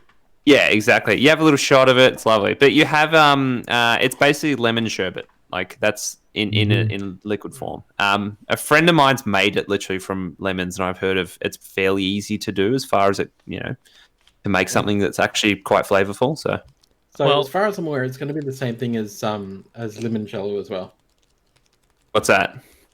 I'm sure it's the same thing, to be honest. Lemon. All right, so where do you want to put Lemoncello? Maybe I was looking for a different name. I'll find it anyway, but it doesn't matter. LIMONCELLO. Italian lemon liqueur. Yeah. Yeah, that's the one. Yeah, it is the same thing. But in the Cinque Terre as well, blah blah blah. Some client. Limoncello and lemon. No, hold on. It's an alternate name is Lemoncino. Yeah. Lemoncino is the one I was looking for. You're right. It's right. Lee, not lay. Lee. D. Li, not L-E. Okay. There's zucchini, buddy. Yeah, no. Zucchini. What's it to zucchini? What else is it going to be? The fucking zucchini. So, all right. Zucchini, mate. All right, where did we end up on that one with the average? Sorry, I wasn't looking. I was putting this at A. Yeah, nice. Jeff? Because you're right, it is kind of sherbety. And it is very sherbety. Hard. Yes, yeah.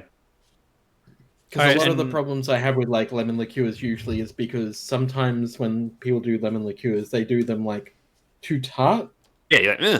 And exactly. I don't want to suck my mouth in. Oh, I do that. I do though. I do want to suck. I mean, a lemon drop's a good example. As far as I know, too, when you brew you make this stuff, there's a ton of sugar too. That's the fun part. So yeah, exactly. Yeah. Cool. So limoncello goes quite high. The next one is one that's near and dear to my heart because I've been in the process to brew this, and it's really fun. Mead, made of honey. I love it. I love mead. I don't think you can have it hot. You can have it personally. You can have hot. You can have it cold. You can have it. There's places rarely making it crafty, so you can get it by the bottle at your craft bottle shop, whatever. But we, a friend of mine went to a brewery kind of thing we had access to, and we put a massive batch together with some really high quality honey, and it was delicious. And I've still got a couple of bottles that have been aging for a few years, and in the cupboard. Yeah, it's good times. There's actually a couple of different versions of mead. That's the problem. True, because spiced and yes, the Goths that I know do a spiced mead, and it's fucking gross. I reckon you gotta have the right one too. It's absolutely not something that my palate likes at all. My palate says nope, that's gross. I will say too, Chesh. There's the you can get a spice mead from the fairly cheap rack of the bottle shop. It's this. You can almost make this.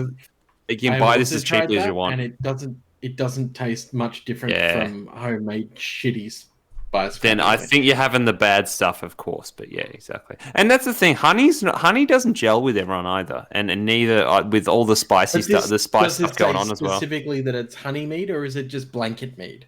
Mead is made from honey. It is. It needs to have honey in it. Yeah, but so there's again different types of mead that you can make, right? You can do the shitty spiced one, or a non-spiced one.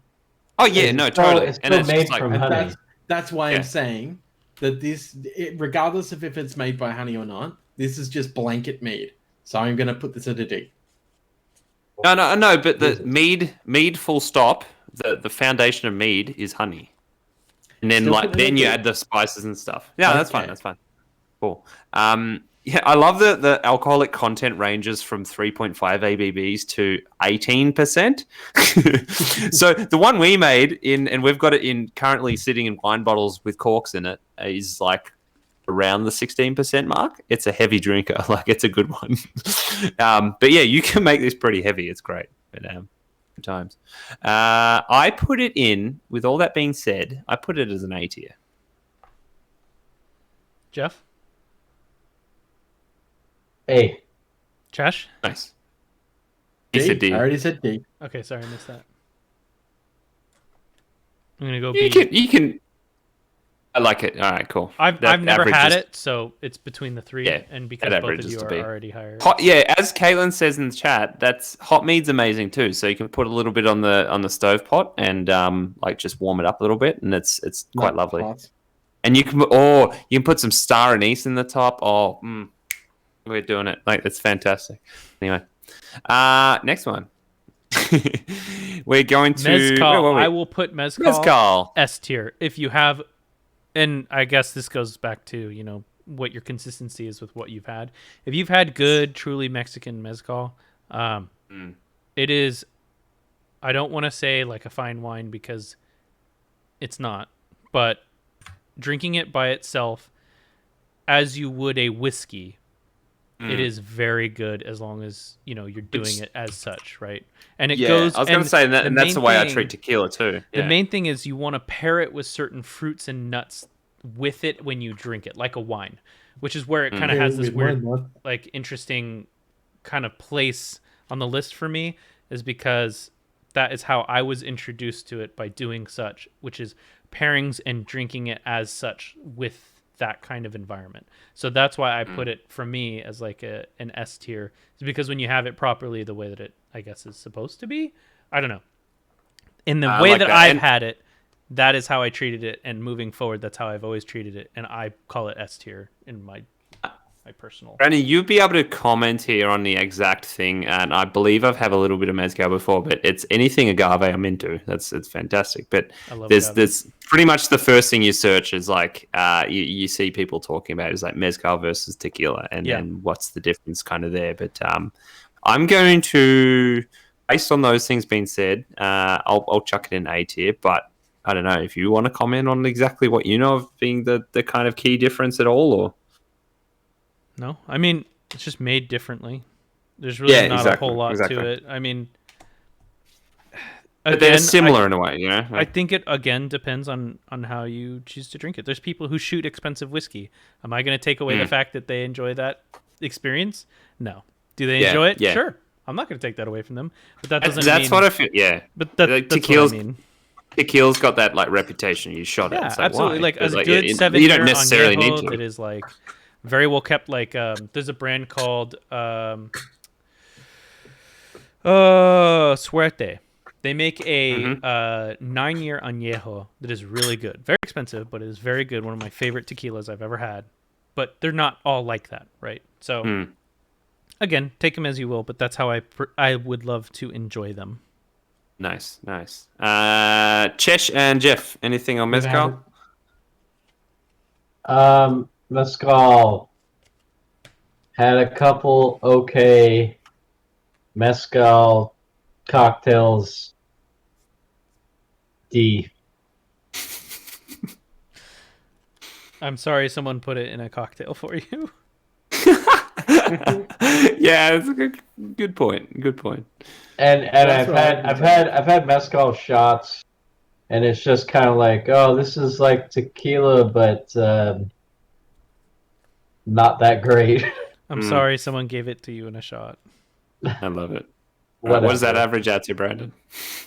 We'll just call it C tier, right? Fair. Should probably be higher. That's fine. Next one was Midori. Wait, Chesh, what did you think of mezcal? I never had it. Never had You just like consistently don't listen to Chesh. I somehow miss him when he says something. I don't know why. I heard just fine. I don't know. That's why I said I. But that's cool. Okay. That's cool. S tier. Midori, yes. All of your summer cocktails. Make Thank all of your summer cocktails contain Midori. Oh, S tier. Here's the thing you want to do. Okay. Grab a Midori, right? Grab 2 bottles, right? And then every single night of that week, make yourself a different refreshing motherfucking cocktail. It's a powerful week. Later, because it is delicious. It's delicious. So, it's very melonish and it's great. Yes. Quick question: have you had Scooby snacks and do you like them? I've never had Scooby snacks, so I'm gonna say no. I don't like them because I've never had them. Okay. That's it. Yeah, nice. Jeff, Midori. I agree. Midori is in a surprisingly large amount of cocktails for a reason. And a Midori Sour is my go-to.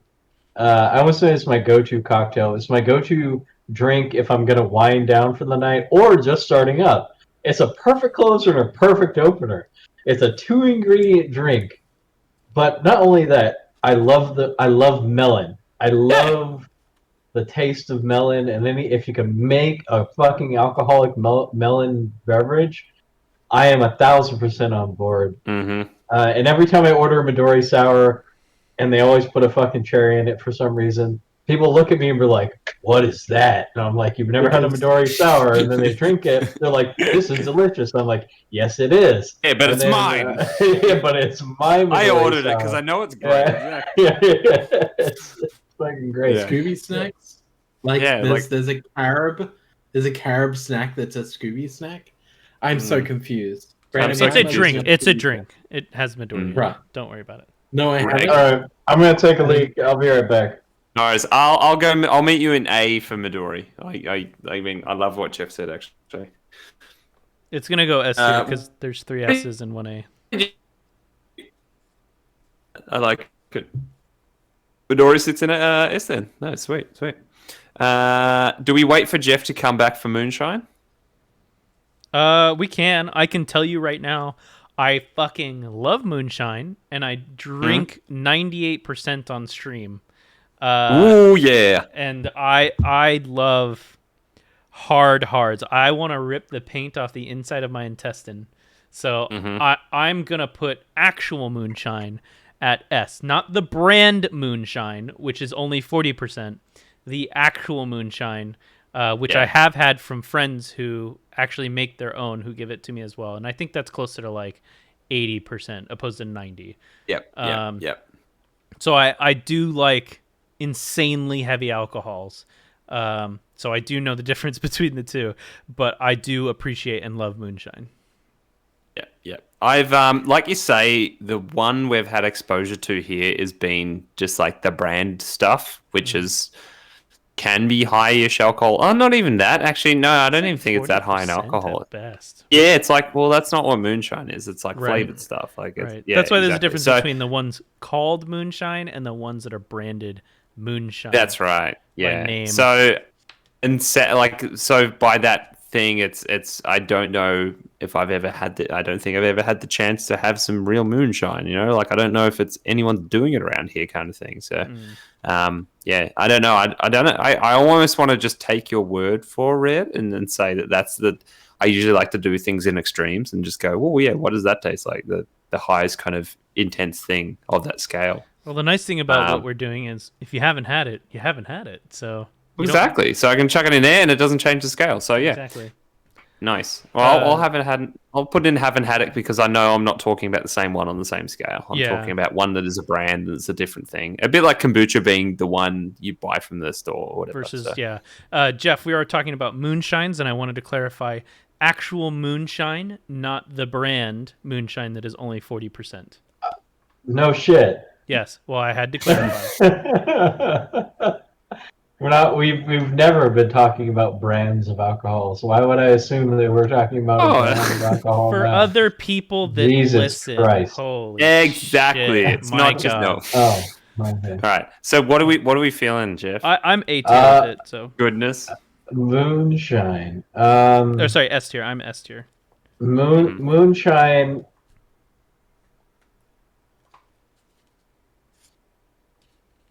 I'm gonna give it an A. A solid A.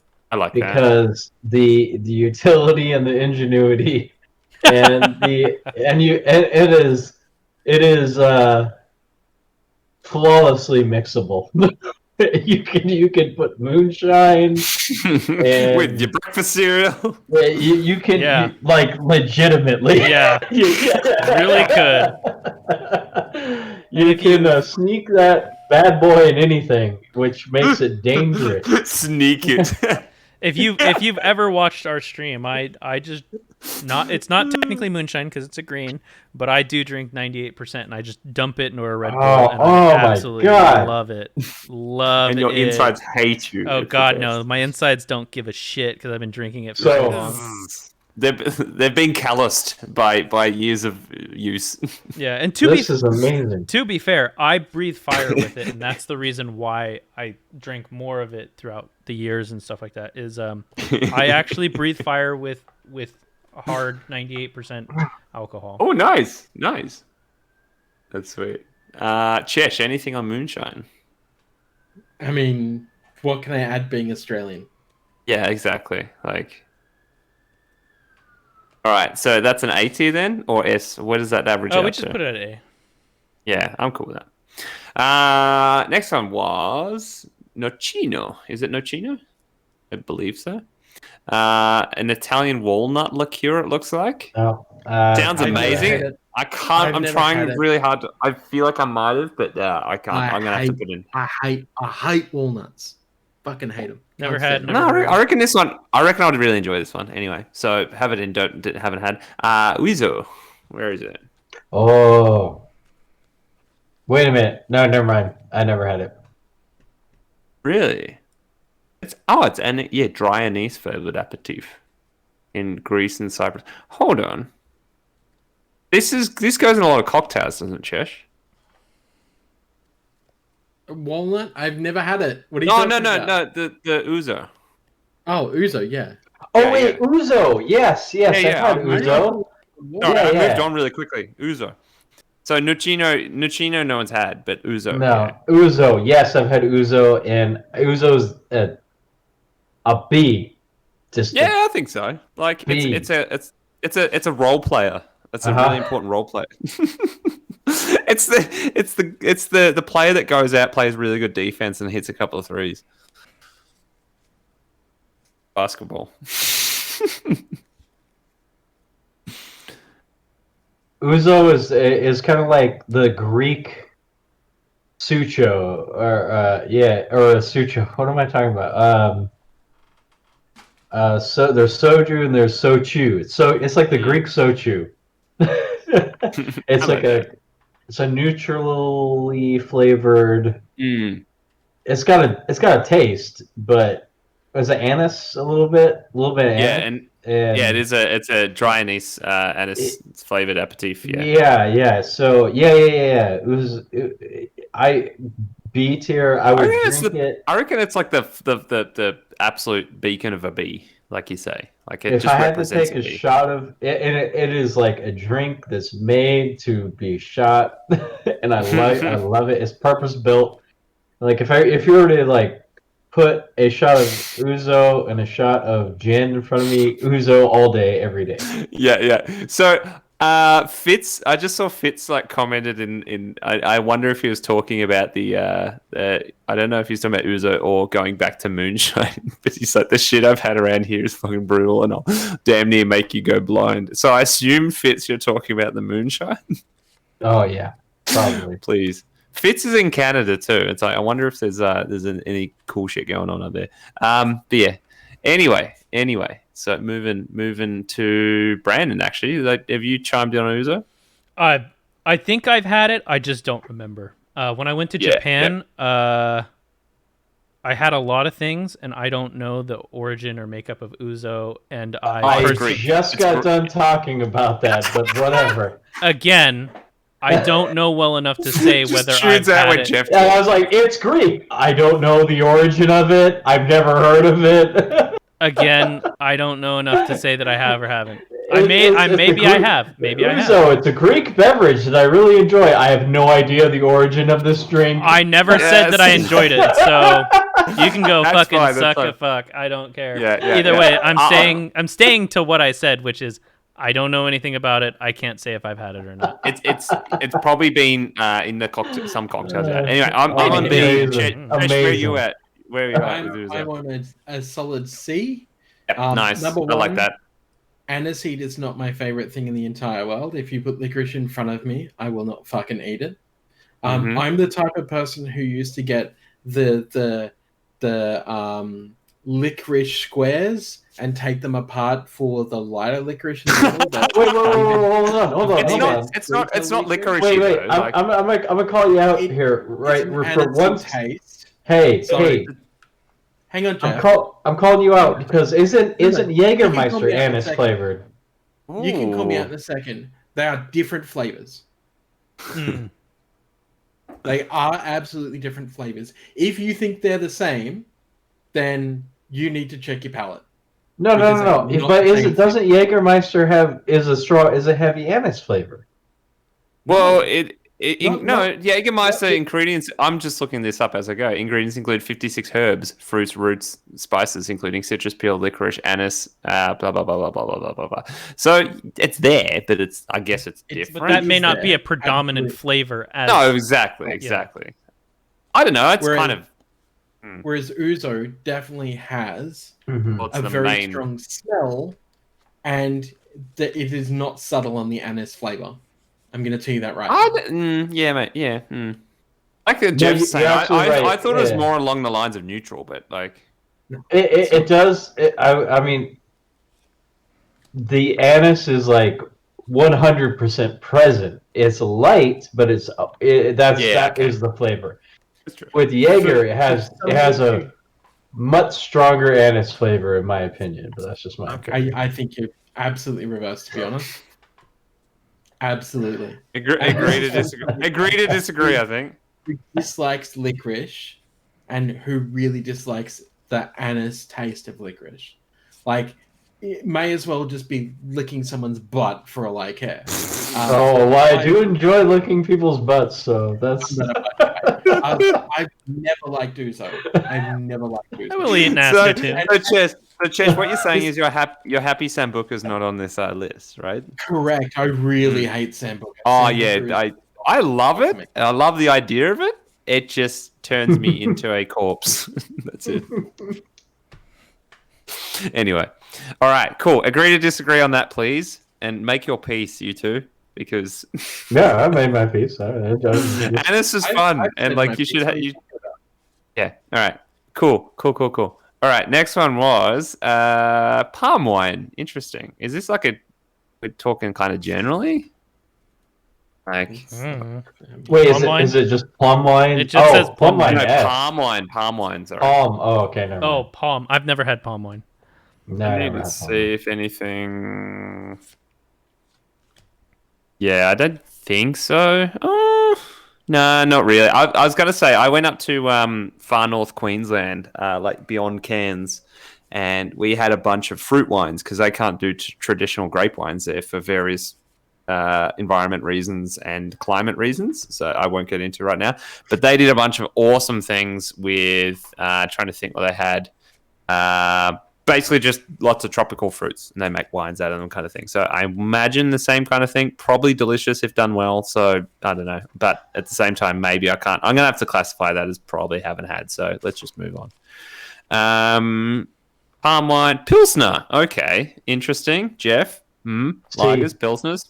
Yeah. Like if we like Pilsner being an offshoot of the lager, like just, I've really had a great one. Like, it's just same. like, C is bang on. Yeah. Solid C. I mean, like, I could easily drink a 6-pack of them, but it's like, yeah, exactly. Is it my first choice? No. Hell no. Chesh.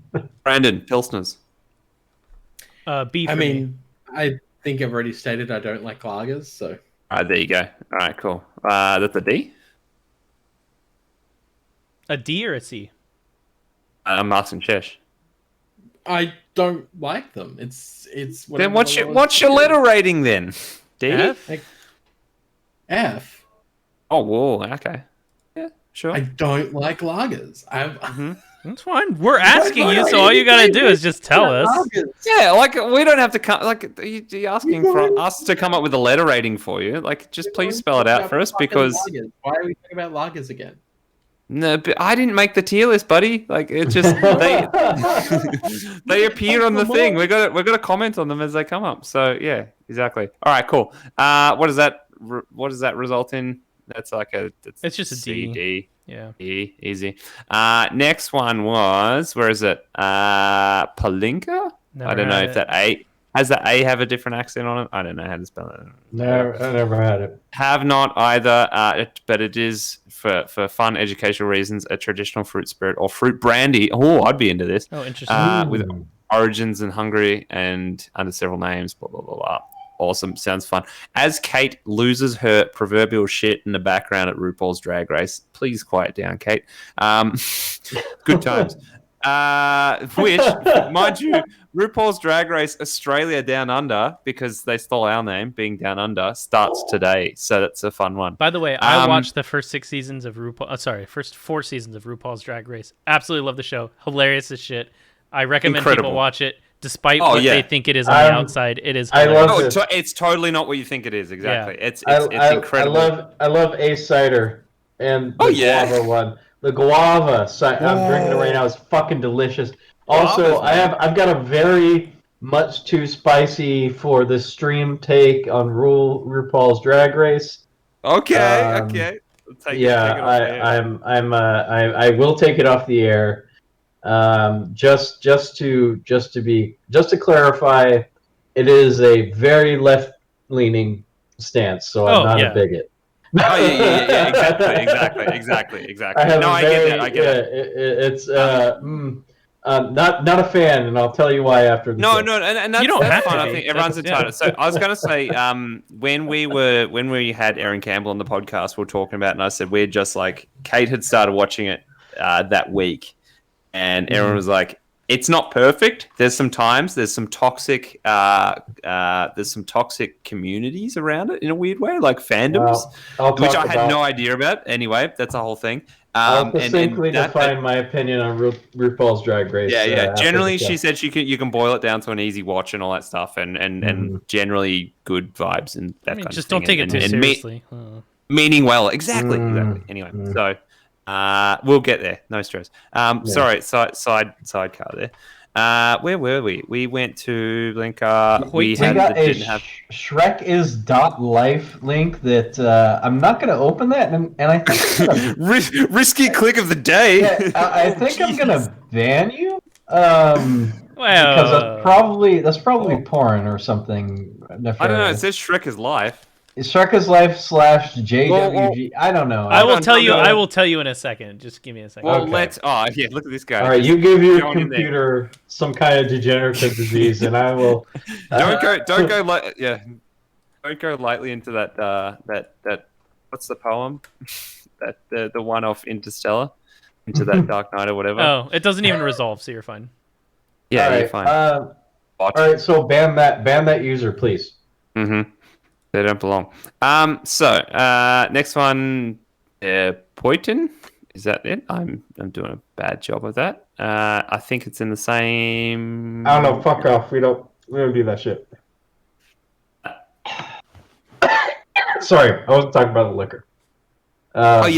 Is a traditional Irish distilled beverage. Former common names for Poitin were. Never had it. Mountain Dew, Mountain Tea, and the Devil's Spittle. Okay, sure. Traditionally distilled in a small pot still, and the term is diminutive of the Irish word pot. Yeah, okay. Can you give me... Interesting. Never had it. No, Can Irish you give thing. me mod or something? Privileges, alpha. Am I already you want admin. I think you might already have admin or mod. I want God privileges, please. Next one is an absolute favorite of mine, and it does belong in the ales category, as Jeff so eloquently said. It is the porter. How does everyone feel about a porter? I think so back to consistency here. I like porter a lot. I think it's an A tier. I used to drink a ton of it way back in the day, back in the Oak Grove house. I don't know if Jeff remembers that. And I had a great time drinking it. That being said, I had a lot of issues with consistency because everyone was trying to make their own version of it, and a lot of them did not come out well to me. Okay. I feel like they've got a much safer tolerance in that, like, it's harder to make a bad one than it is, say, like definitely a sour or an IPA or something. I don't know. But that's, again, we have to acknowledge personal tastes, which mine is very much malt leaning. I love malty things. Malt. What's your grade there, Brennan? I'd probably give it like an A. Oh, thank you. I like it. Yeah, nice. Chesh, anything with porters? Have Never you had had good it. ones?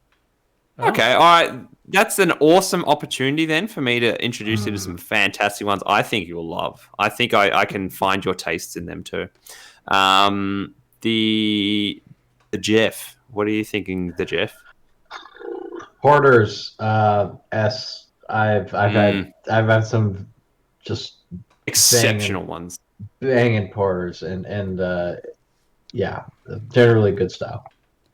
Well, I can tell you about maybe the greatest beer I've ever had in my life. And needless to say, where I'm leading with this, porters belong an S for me. There's two favorite beers I go to. Yeah, all this and they belong in B. No, I at one of our great bars here in Melbourne, I remember a few years back I was able to have the Michelob Texas Ranger, which is the Chipotle porter. Oh, it is barrel aged too, by the way. It's quite a rare one, and for that to be on tap at a place was like, oh, okay. So I just cozied in and I had an amazing time. It's spicy as heck, so you need a glass of water with it. It's so delicious, so good. The other one being, I think I talked to Jeff about this, but fairly readily available is a Polish porter that I adore, and this is not one for Chesh if he doesn't really like licorice.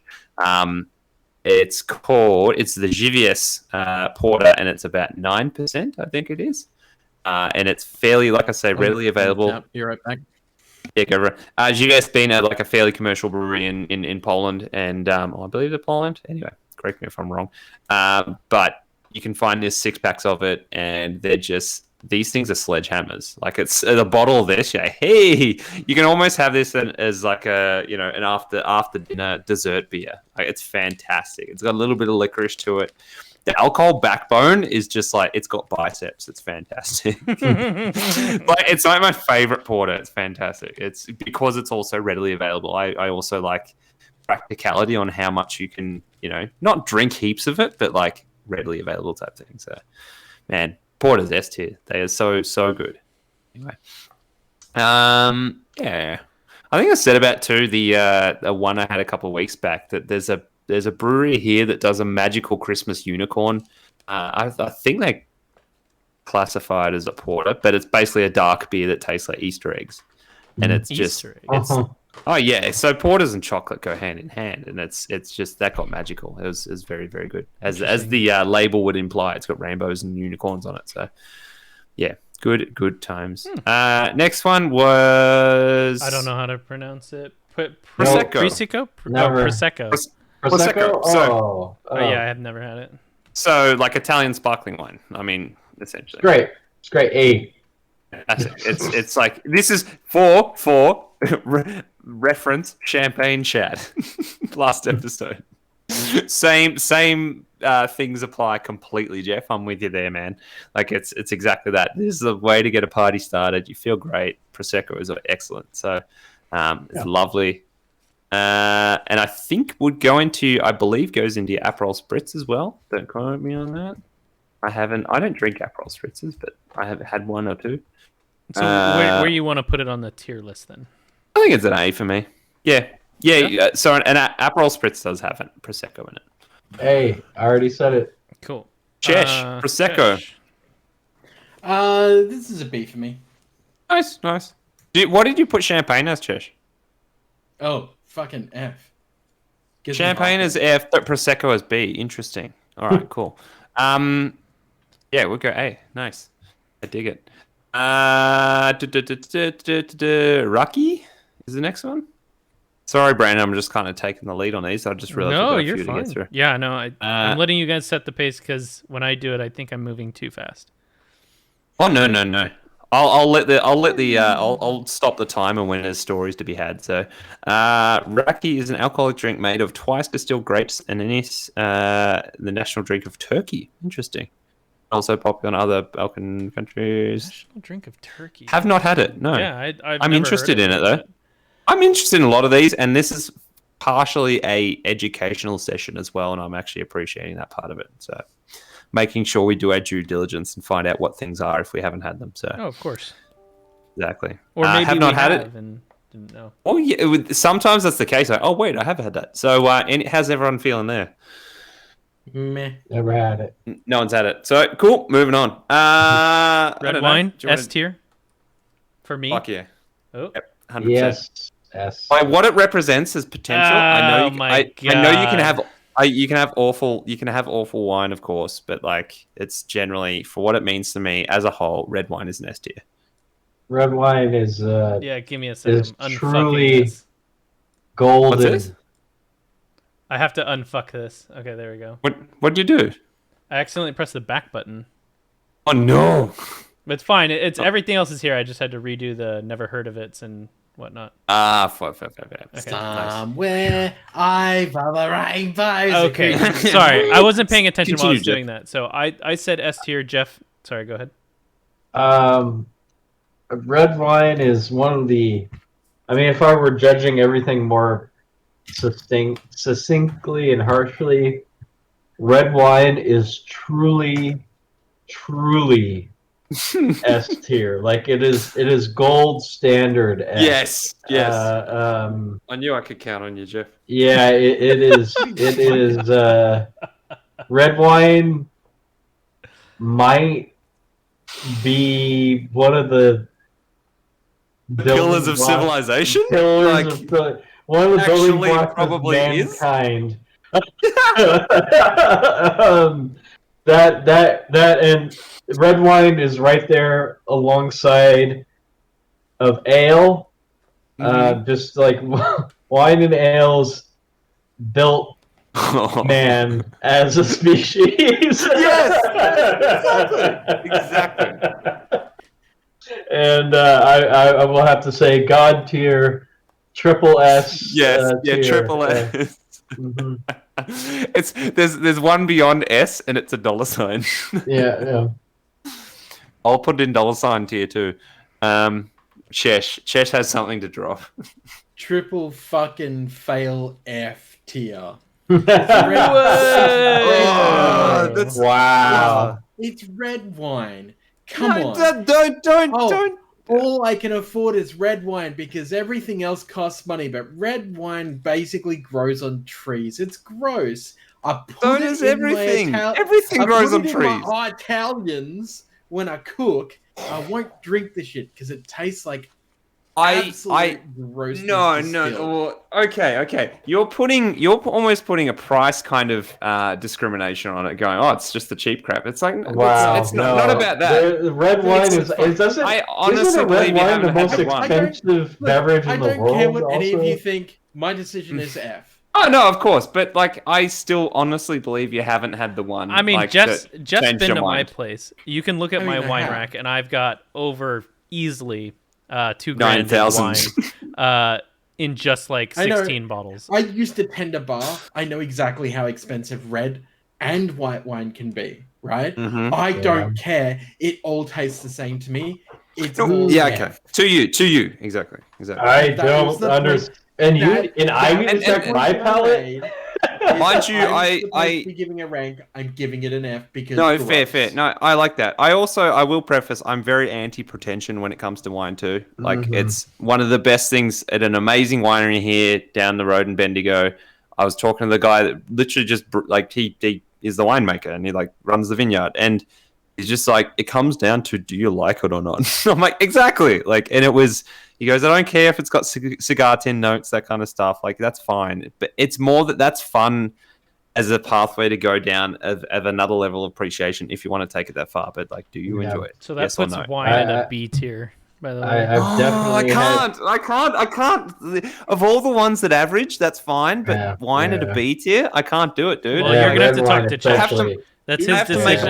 I have to make a plea to like drop it's it like to... you got I feel like his choice belongs in haven't had because I don't think you've had wine. Yeah, I don't think you've had red wine either. Run bars. What are you talking about? Oh yeah, okay. You probably got a bottle of yellow behind you or something. I don't know. Like, what do you what do they got behind? Is that what like yellow a nice red wine are you? Yeah, yellow's like the export that goes everywhere. I know. Probably yellow's probably drinkable, but like a lot of people don't understand that when somebody works in a bar, it's not just the bar wine you're drinking. Because you're generally not drinking bar wine at your bar. You're drinking spirits at your bar. you are usually going out with friends and drinking expensive wines at other fucking venues, right? No, because you want to hang on. Usually because as a bartender and as a mixologist, you want to check out other bars. You want to check out their mixology. You want to check out, are they doing something that's interesting or unique that you can kind of borrow a little bit from? I can tell you right now, I've had wines that are like $5 a glass. I've had wines that are like $250 a glass. Oh yeah, and I just don't like red wine. Good. No, that's fine. All right. And also the price structure also is life pro tip. Never that correlation directly, of course. And one of the best things I ever heard. Always buy the cheapest wine if you want the value option that's good in correlation to the value. Buy the cheapest wine because generally the cheapest wine to the establishment is the second one on the list because it's a psychological thing for humans.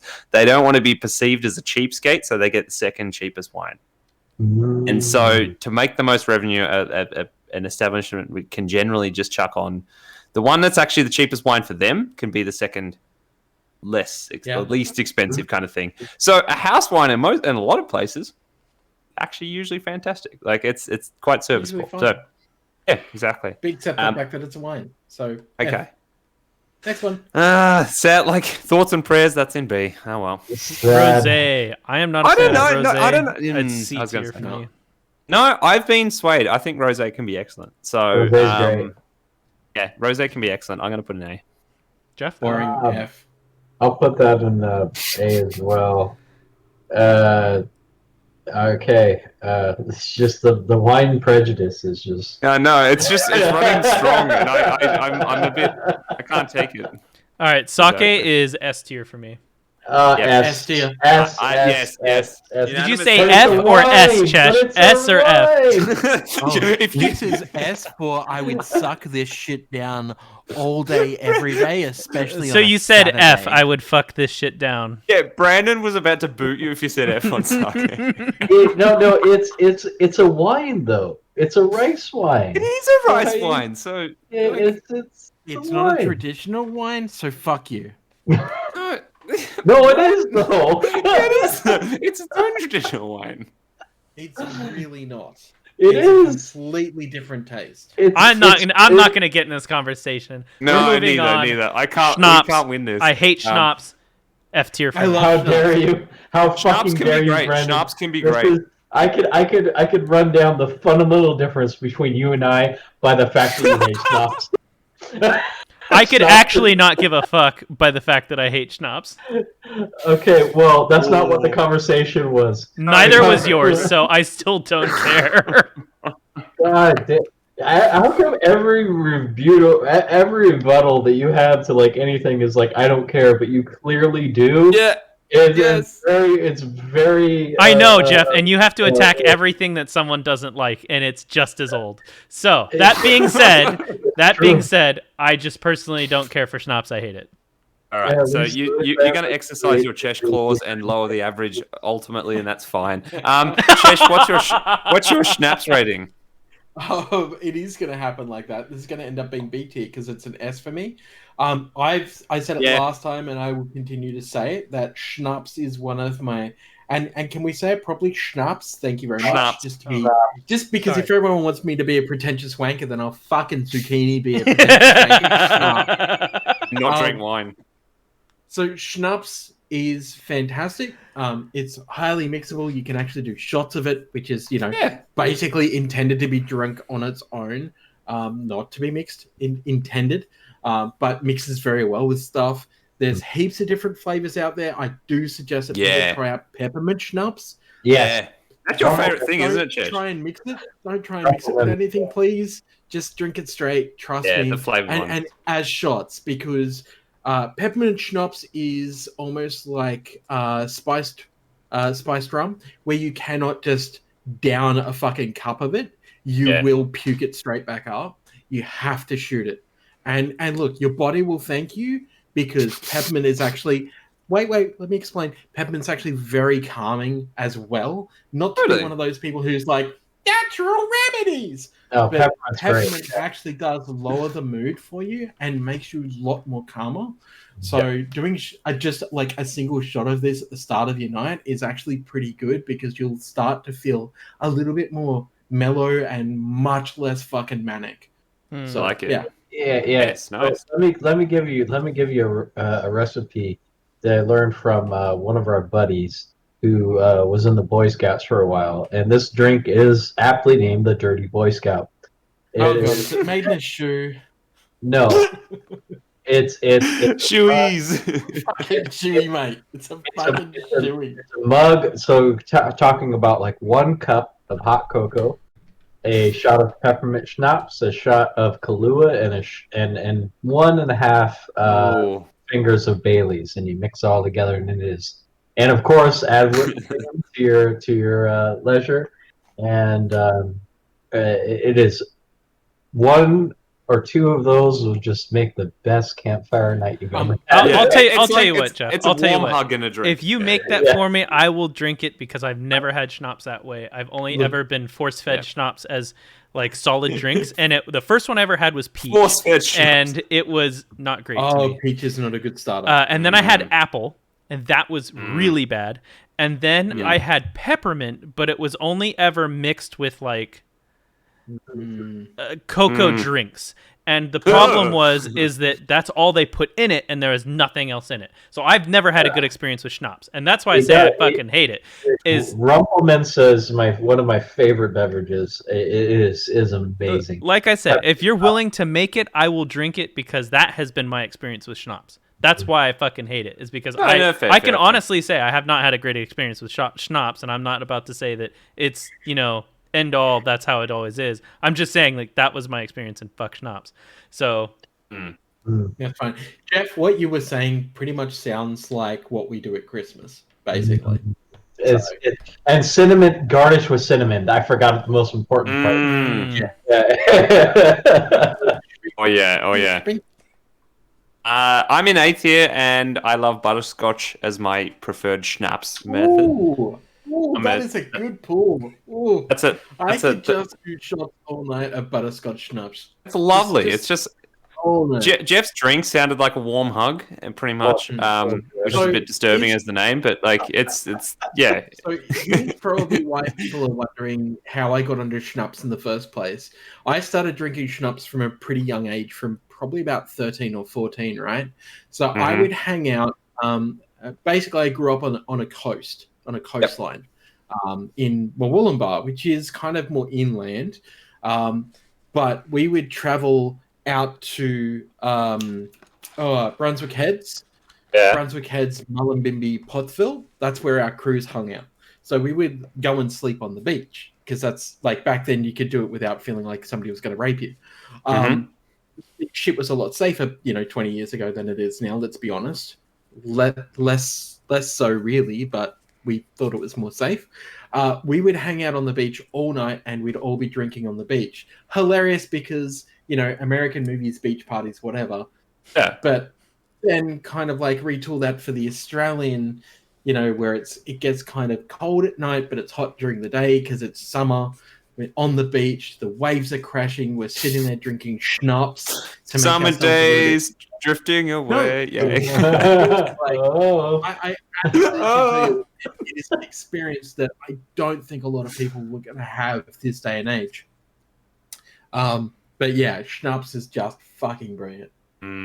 Oh, you painted the scene for me, and I think you should tell that story while pitching an advertising campaign for schnapps and why we should do stuff in Australia with it. So I'll try and get that client, Shesh, and I'll get you on board to tell that story because that was Don Draper material, and I've got a tear. For when you're hanging out on the beach at night with your friends. Oh, we could do an ASMR. We could do an ASMR campaign. We could do an ASMR campaign too. Oh, and having shots in between, jizzing all over your loved ones. Oh God! I might not drink schnapps ever again. No. We're done. Moving on. Scotch whiskey. Interesting. Scotch whiskey. Not. We did bourbon before, didn't we? Yeah, we did bourbon before. So Scotch whiskey. I think it's A tier for me. This is a sledgehammer. What wherever Scotch lies, it's above bourbon whiskey. Yeah. Wow. So what dollar sign? Because you put bourbon in S. No, bourbon's an A. Then Scotch is an S. Yeah, I'm an S with Scotch. This for me is an A. Okay, I like that. Two A's, two S's. Sure. The sad part is like a little bit more Scotch these days gives me quite a big headache, which is a bit of a like. It's the whole thing. If I was ever allergic to peanut butter or peanuts, like that would actually break my heart. Like I love peanuts. Like I love peanut butter. I love it. It's part of my diet, and like it would if I couldn't drink. Like you have it. You want to know how much fat and sugar is in peanut butter? Oh, heaps, but that's... Yeah. Have you seen the size of me? Jesus. That's why I love it. That's why I'm like, just I need it. I need the protein. I need the... Oh, yeah, exactly. Shit, and then you'll get fat like me. Oh. One day. I'm waiting for that day. And I do worry about the day one day. But anyway. By the way, on that particular subject, I saw a photo of me recently at an LGS that I went to play draft, and holy shit, I need to lose weight. What were you drafting? Were you drafting Onslaught or something? Like times. No, I can empathize with that. That's like any time that I watch a recording, like the interview with the professor that we did. Oh yeah, the interview with Sickly as well. I'm like, wow, I'm a dumpy one, aren't I? I'm like, holy shit. So Jeff, call a dumpy one. No, it's just like I look in the mirror and like I understand why I'm single. That's not fair. Don't do that to yourself. That's not fair. That's not fair. Exactly. We love you, buddy. True. Like, I wouldn't fuck me. Holy shit. All right, let's go on to Sochu. Sochu, the S tier beverage. Yeah, I know. Right? I'm gonna say Shochu. I will actually put at a D. Ooh, really? I can't stand that take. Why? Hold on, because wait, there's a difference between Shochu and Soju. I put Soju at S tier. I put Shochu. Sochu is a Japanese, and it is just as good as Soju. I'm not on that particular train, but that's just me. I don't believe I've had shochu. I've definitely had soju. So shochu is fucking incredible. If you like soju, you like shochu. I'm sure I will because this one's incredible. This one's Japanese. Yeah, exactly. Yeah, absolutely. Oh, yeah. And just like just get in a room with a bunch of Japanese businessmen who just got off of work at a dive salarymen, if you will. Yes. Salarymen, if you will. Yeah, with ties on heads. Ties on heads. Exactly. Most of them, I found out worked for like patent offices. Like literally, like 8 out of 10 of these guys work for patent offices. I don't know why that is. Maybe that's just like a city thing. That's probably upstairs. Shochu is like they will drink shochu with you until you die. And that's I love it. I love it. It goes down very easy. I'm going to say something here. Yeah. Soju and shochu are very much the same, but yet different. And different the quick origin explanation is one of them is different origins. One of them is from Japan and one is from Korea. Yes. Shochu is from Korea, where it's known as soju. Hilarious. Wait, what? Yes. So both are made from pretty much the same ingredients. Yeah. But there's different rules on what you mix with each of them, basically. Does soju become more flavored? Is that the way it goes? Yes. Or? Yeah. That's the way it goes. Yeah. So I had a yogurt one. I was like, hey, okay. All right, so Jeff, I assume you're saying S tier, right? Is what you're trying to get at? S. Yeah. Okay. Yeah. If Sam? You know what, I'm going to rank them the same if we're on the same page of those. So I'm going to go A. That's fine. It is pretty much. Yeah, it's pretty much the same thing, really. Let's be honest. Yeah. Cool. So Chesh? More. Yeah, S tier. It's the same thing. Nice. Singai. I'm sorry. Singani. Singani. Never had it. Singani is a. Let's educate. It is a. It's distilled from white musket of Alexandria grapes. That sounds absolutely opulent. Sounds great. It is produced only in the Bolivian high valleys and is considered the national liquor of Bolivia. Oh, interesting. Sounds lovely. I really want to indulge in it, but I have not had it. Yeah, never have. All right. And it's drunk by all of the unanimously. Soju, solid S Yep. as well. Solid S. Yeah, I might. I mean, as I said, I'm going to stick A on this one. I think it's excellent. I've had a bunch of the different flavors and things, and just on its own, that kind of thing. And I don't know if I've had the one that pushed. I like how you just moved Sochu down to B. Well, because I said F and I forgot to average it out, so apologies. Wow. Wow. He sticks it right in acid and he goes, "Oh yeah." As I said, I had a flavor that I didn't think would work. The yogurt soju. I'm like, this is actually delicious. There's variety. The best flavored soju is plum. Yeah, plum is excellent. I agree. For me, it's citron for the sojus. Interesting. Why do I think of when someone says that? I just think if it's like car flavored, like citron the car. I forget that the UK and those European countries have the citron. That reminds me of that ancient meme we excavated. It's like the power thirst comes in, what is it? Fizz, bitch, and gun. Yeah. I used to watch a lot of Top Gear, and they talk about the citron all the time, which is hilarious. Yeah. Exactly. I've never had it either. Yeah. Yeah, remember that, Jeff? Power thirst? It's like, yes, I do remember power thirst. And it comes in gun. Comes in. Do you get a soju in citron, like a small car flavored? Uncomfortably energetic. Exactly.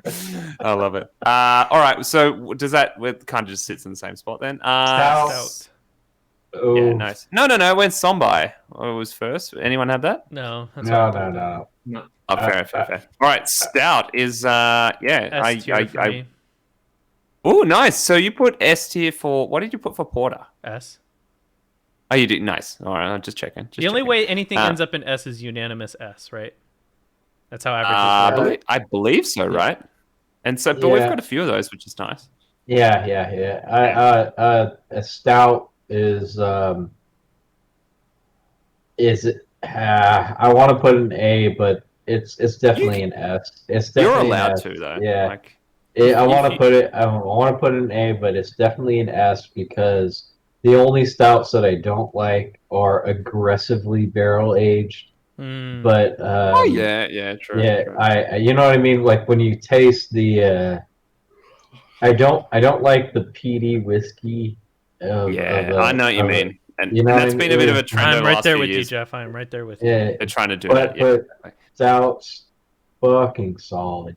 I gotta put them in S. Oh yeah, me too. Just and like straightforward, stout, fantastic. Spice it up, do weird things with it, fantastic as well. This brewery I'm wearing the shirt of, Moondog. Do the Black Forest Stout. Actually, a few people do the Black Forest Stout, but my word, also, that is a time. I love it. Moondog, so much. Fantastic musician. I'm gonna look that up. Okay. Josh, all right. how do you feel? But also S tier for me. Yeah. I still haven't had a good stout. You had that peanut butter one that made you go sick like the other day, right? That wasn't a good time. And then I tried the Timothy, which was also gross. So. Oh no! So would you put that I'm on a mission to find a good one. F tier or D tier? I think F. Oh no! Stouts are going to make it to B. Also, so hold on. Porter's made it. Porter's. Yeah, what's that? Sorry. I grabbed the Timothy, and I made a stew this week, a sausage stew, and I chucked it in the sausage stew. The stew is great. Just FYI. Excellent. By the way, I've made a loaf of bread with stout, and it was excellent. Yeah, we talked about that actually. I think. Yeah, it was so nice. Yeah, nice. So I've got a short memory. Sorry. Cool. All right, that goes there. Tequila. So we did gold tequila before, right? Yeah. And now we've just got tequila. Tequila, just straight up tequila S. Yeah, I think so too. I'm gonna agree with S. S. Because it covers all three, right? It looks like Chesh is not happy about that. I can't drink it. We heard that. Yeah, we had this story in part 1. If you want to see that, if you want to listen to that story, listen to part 1. Also, tequila makes me horny. Yeah. Tequila is my mind eraser. Also, yeah, exactly. Also, what do you think of Cafe Patron? Oh, fuck that. Really? I don't think I had that on my Patron. Bucks night, and I never forget it. It was like, Fuck Patron. I do not That like was a- Patron. It tastes like gasoline. yeah. And not in a good way. Well, it's representative of the category in this thing, unfortunately. So yeah, as I said before, and I think Brandon and I would talk about like something like I love an Espalion is really readily available for us, and a beautiful bottle, one of the most amazing pieces of packaging design in my opinion, and it's lovely. And don't shot it. Oh, you can if you want. Who cares? But like, you can sip, and it's lovely. It's just nice. Yeah. Cool. So, where did we end up with that one? That one got notched down the kind of average a little bit, and that's fine, I guess. That's fine. I think that's just a symptom of Chesh being quite polar in the opinions, which is fine. I mean, we've got a couple of those here, so yeah, exactly. Wine. So next one, how do we say this one? Pronunciation. No, I haven't had it. It's Romanian? Yeah, it's a Romanian spirit. What is it? Prepared only from plums. That sound actually delicious. Yeah. Well, okay, then I would definitely like that. Yeah. One second. To y'all in Sweaty Balls, I put my favorite tequila brand that I personally like. Their extra añejo, if you have the opportunity to have it, is very good. All right, where were we? Send me one. Exactly. Yeah. Where were we? Umishu now? Yeah, that is it's a Korean plum wine or plum. I don't say wine because it's harder. It's a Japanese liqueur. Sorry. Yeah, it's is it Japanese? Okay, yeah, it's fucking amazing. It's plums. Steeping ume plums in liquor. That's it. Shoju and sugar. Yeah. Oh, what plums in? Wow. Oh, okay, so ref C shoju. I like to call it S tier personally. It sounds amazing. I just have not had it. Incredible. I haven't had this, and I think that I need to have this because this sounds S tier. Oh, absolutely. I'm a fan of plums. And I believe this would plums in like soju, which means that the plums are gonna like split and leak into the soju, and it's gonna soak. And putting one of those plums in your mouth is gonna be an amazing culinary experience. Probably sexual. Yeah, exactly. Yeah, pretty much. It's incredible. Like if you love chocolate. All right, Chesh and I will respectively put ourselves in haven't had, so you guys can make it a unanimous S. I think is that right? All right. Yes. I think that does work. Vodka is triple S. Ooh, I'm gonna double down on that because I am a heavy vodka drinker. Yes, triple S vodka. Vodka is the backbone of 90% It's always cocktail. within 2 feet of me.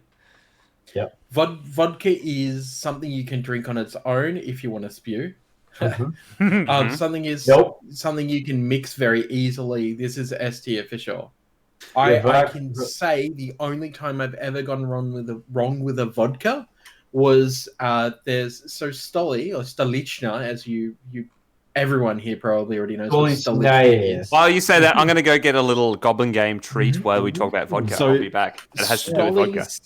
Stollies here do a premix, and they're great. I can suck them down like there's no tomorrow. There's 2 versions. There's a red version, which I believe is the lighter alcohol, and then there's the black version, which is the heavier alcohol, which I will always go for. If I'm looking at not wanting to have to mix my own drinks all night, I'll just grab like a couple of 6-packs and just get fucked up. Now, again, I haven't done that in quite a while. It's been at least 4 years since I've gotten really drunk on Stollies. The only time I've ever had a problem was buying a full bottle of Stolichny vodka that was lemon, and it was fucking gross. It was the worst Stolichny vodka I've ever had, and that says something. Stoli's is one of my favorite vodkas. I attest to it. I could drink it straight. It's incredibly cheap for what it is, but it's also incredibly good for what it is. And we used to use that in the bar for mixing everything because God bless you. It's God cheap, bless you. but it tastes good. And that's the thing. Like, we didn't used to until I took the bar over and started managing, basically. And I was just like, no, like that we are not using what you think we are using. Like, because they were using, I can't remember what it was. It was the brand that was just up from that. It was slightly more expensive, but it tasted like charcoal. Like, it just had that, like, that really dried vodka taste you get from some vodkas. It just makes you go like, why am I drinking this? Yeah. God bless you for using Stoli's. It is one of the most perfect vodkas on the market. Period. Hands down the best top tier well. Exactly. Yeah. I can't possibly spoil the pathway to victory of the top tier there. It's your opinion, dude. Unless Jeff no. But it's your opinion. I find myself sometimes going, I want something else. But like vodka is essentially the heart of gin, and vodka is essentially the heart of many things. Cocktails. Yeah, totally. And I can't ever disrespect that. And I agree. It's like I seem to consume a bit when it comes to that kind of stuff. So I will never be going in S. But what I went to go grab is this amazing piece of thing on our shelf, which I still have a little bit left of, which lovely. This is a Sheep's Way vodka from Tasmania, and I think it was the first place to ever do this. So this actually has a bit of a dairy taste, which is not my favorite thing, but that's fine. It won awards in 2017 as like the best Australian beverage, I'm pretty sure, of like in the world awards or something like that, and the World Vodka Awards as well. We went and visited the place, and it was a very much like you go to that place. There's literally like all the livestock and beautiful farm kind of land around you, and Tasmania is an amazing Middle Earth Shire looking place. So good. That was the impetus for us going, we need to go live somewhere regionally and not in the city, and we did it. And it was like, yeah, hell yeah. And so like I always look back at that place, and I'm glad we've still got some of this. They like handwrite the labels. It's so cool. I love it. As I've always said, like, I miss living in Glen Innes when I lived in Glen Innes for a while, because it was just like, it's all country and farmland. It's as far as I'm aware, it's not grounding, anymore. dude. It's pretty shit and barren now. And it's got like buildings and stuff everywhere because 20 years will do that. But I absolutely miss living in the country. Yeah, and it's like puts everything in perspective, and I still have business in the city, and that's fine. But it's exciting now, and yeah, exactly. I just don't like it. No, neither. I was over it after 10 years. Vodka? Personally, you don't have to worry about S. No, I want it S. Like I'll totally have it, love it. Like it's no downside. So my go-to is Kettle One. My favorite is probably Snow Leopard, and my second, if I can't find Snow Leopard, is probably Hanger. Hanger One, which is local to us. Love it. What do we see a lot here? Like Tito's and stuff, of course. Like there's a couple of Tito's around a lot. There's a few like crafty vodkas around as well. So it's It depends on where you are. Like Queensland's different to Melbourne when it comes to vodkas as well. Oh hell yeah! Cool. So next one, wheat beer. All right, kind of. Yeah, wheat beer does for me. Probably sit an S. Like I love wheat beer. It's excellent. It's got that. Sometimes it's got the like when done well, the little bubblegum kind of. Got the esters, I think you call them. Is that right, Jeff? Of the little yeast thingies going nuts and having a good time. It's an A tier for me personally. I wouldn't put it S. In fact, I'd probably lean more towards B, but I think it's because I haven't had. I'd do like I'd do an A plus or like an S minus or something. Yeah. Chesh? I don't know. Like it's refreshing. D. D as in dog. Yep. Ooh. D as in Dell. Okay. Yeah. So that's fine. What does that average out to?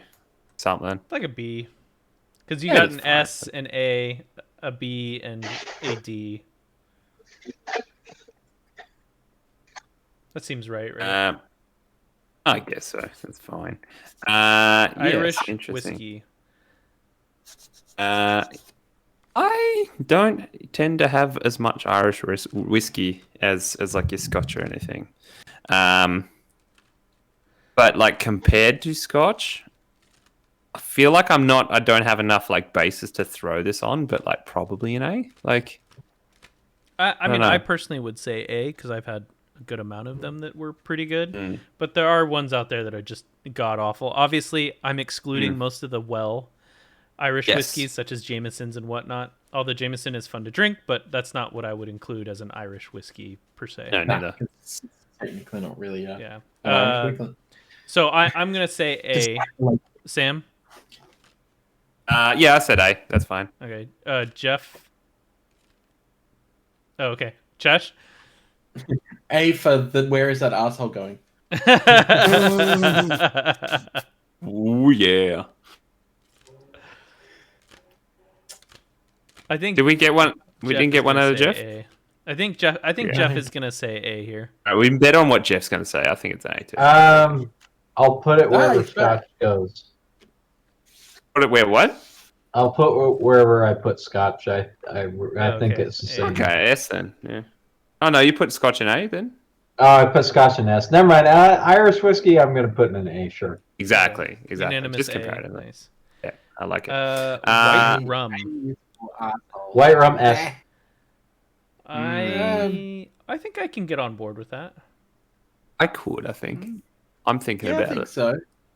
White rum. When we talk about like also almost the vodka thing, maybe not as not as ubiquitous, but still pretty prevalent in a lot of things. There's a mixer and everything. Backbone. Yeah, it's another backbone. Yeah, it's a backbone. Exactly. Yeah, it's if you like tiki drinks, you like white rum. Yeah, and white rum is just phenomenal. I'm feeling it now. I'm feeling the coconut on the back palate. Yeah, oh shit, yeah. We're on S, I think. Even if it's not coconut, it's still pretty good. I know, but it's like that's the one I kind of tie with. I'm like,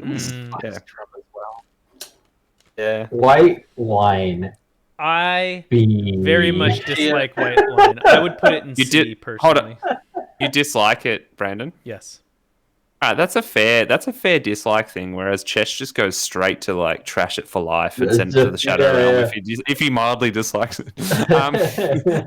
I'm kidding. What's yours, Jeff? I'm gonna put white wine in a B because it's a little too sweet for me. It doesn't have the nice. What I like about a good red wine is like a leathery kind of texture, like a body to it. And white wine, I have not found a white wine that has the body that I require for a quality wine, like a grape-based wine. I've had great white wines, but it's just if I were to choose a white and a red all day, every day. Yeah, it's like that point, of a lot of these. I was going to say, of a lot of these things, like these wine categories, maybe some of the most broad, like just distinctions of a drink possible. Like I can't think of anything else on here that's so widely different on like what you can get from a white wine in so many like spectrums. Maybe even red wine's probably even more. I don't know. I can't comment there. But like some of these are fairly like, yeah, you know what you're getting, but like white wine could be anything. In a way, yeah. Well, you can galaxy brain it into an S just like I did the lager. Oh yeah, I'm gonna try. Exactly. What are you gonna say, Brandon? For white wines, I've had two that blew my mind. Yes. Other than those two, not many white wines do it for me. Yeah, and that's why the Gulf it's so low is for me. huge. Yeah, it is absolutely huge. Like it can be awful, and there's even a smell of a certain white wine that will like. It's memories, and it's disgusting, and it's like I can't do it. It's like it reminds me of everything what I want in life out of a white wine. Yeah, exactly. So that's why it's a C for me. I'm still putting an S tier because of what it represents, but I will preface that with there's still moments there that, like I say, and that what it is here in Australia. I don't know how prevalent this is elsewhere in the world, but it is it's no secret our country probably has a drinking problem. And a lot of people talking to Americans. Yeah, I was about to say you're preaching to a choir, brother. Yeah, exactly. Yeah, exactly. Yeah, let's comfort each other. But but it's there's a big thing in that, like, get your booze as efficiently as possible, basically, for value and quantity. And like one of those that does that classically in a way that just makes me sick a little bit is the Cooler Bar, or there's other brands that do it, but the cask wine of like, just get 5 liters of the shit. It's just like. It doesn't even say Sauvignon Blanc, which I'm not even a big Sauvignon Blanc Carlo fan. Rossi. Like, I'm very much not a Sauvignon Blanc fan. But like, it's just I know, but I will say, my mate's a winemaker, and he's like, well, no, Savvy B can. There is. It's got a name for being like the cheap thing, or like the thing that the easy thing people go to drink because they don't know what else to drink. But it can be good and very crafty. I just don't go for it. But like. The box of wine will just be dry white. It's just like, get it in my veins. Like, we have a brand over here, and you guys probably do too. Mm-hmm. That is the trashiest thing. One of the trashiest things you get drunk on. It's the Carlo Rossi brand. And Carlo, I have the Carlo Rossi. I need to see it. Maybe it's the American thing. And it comes in a jug, not a bottle.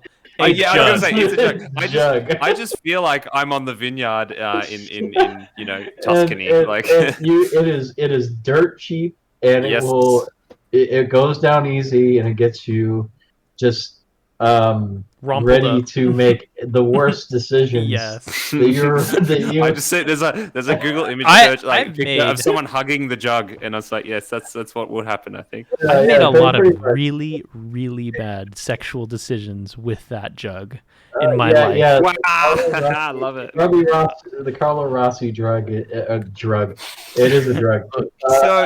Brandon, the jug is not for rectal insertion, okay? Not for rectal insertion. After a jug of the Carlo Rossi, that's where it starts. Having a sign up for a night with Carlo. So look up. So I will say, by the same token, search Cooler Bar wine. So COOLABAH wine. And if your cask wine, if your wine in general, but your box of wine, because that's right, it comes in a box. I've seen this when I was out there. Is preceded by the most prominent thing on the packaging is extra liter value pack, 25% more. Then you know you're in for great. So I almost bought this when I was down there. Oh no! And I almost bought fruity wine, because I don't need wine terms because I'm not a snob. I just I want it in my body. Dude, I really did almost buy a bottle of this because when we were walking down towards the Fitz, there was this. I don't even know what to call it, because they told me that they couldn't openly tell me what they sold on the street when they asked me to come in. And when I went in, it was literally just booze all around. But it was a very unique experience, because when I asked them about the different alcohols, they said that they could not tell me what it strictly was, that they could only reference it, and it had to do with some law and the way that they were taxed and how they could portray the alcohol. Yeah. And it was very uniquely different to me, and that's how I remember it. But it's definitely a unique experience. Oh my god. So what would happen? So a bit of Australian deep law here. So as we're all coming of age and we've got no money because we're students and we're trying to, I don't know what we're doing really, but you get your you get a box of cask wine to take to a party, and you get viciously trashed. Thankfully, I never did it, because thanks to growing up with boomers, and like you have your parents' dinner parties, and they're all that generation, whatever. I can't speak to like negative of that generation. That's fine, but I just have this overwhelming this kind of memory of just like the cask wine. And that's all that people drank, and I was disgusted and detracted from that for life. So didn't touch it at parties, but people did. They'd take them to parties when we're teenagers, and they'd do a little thing.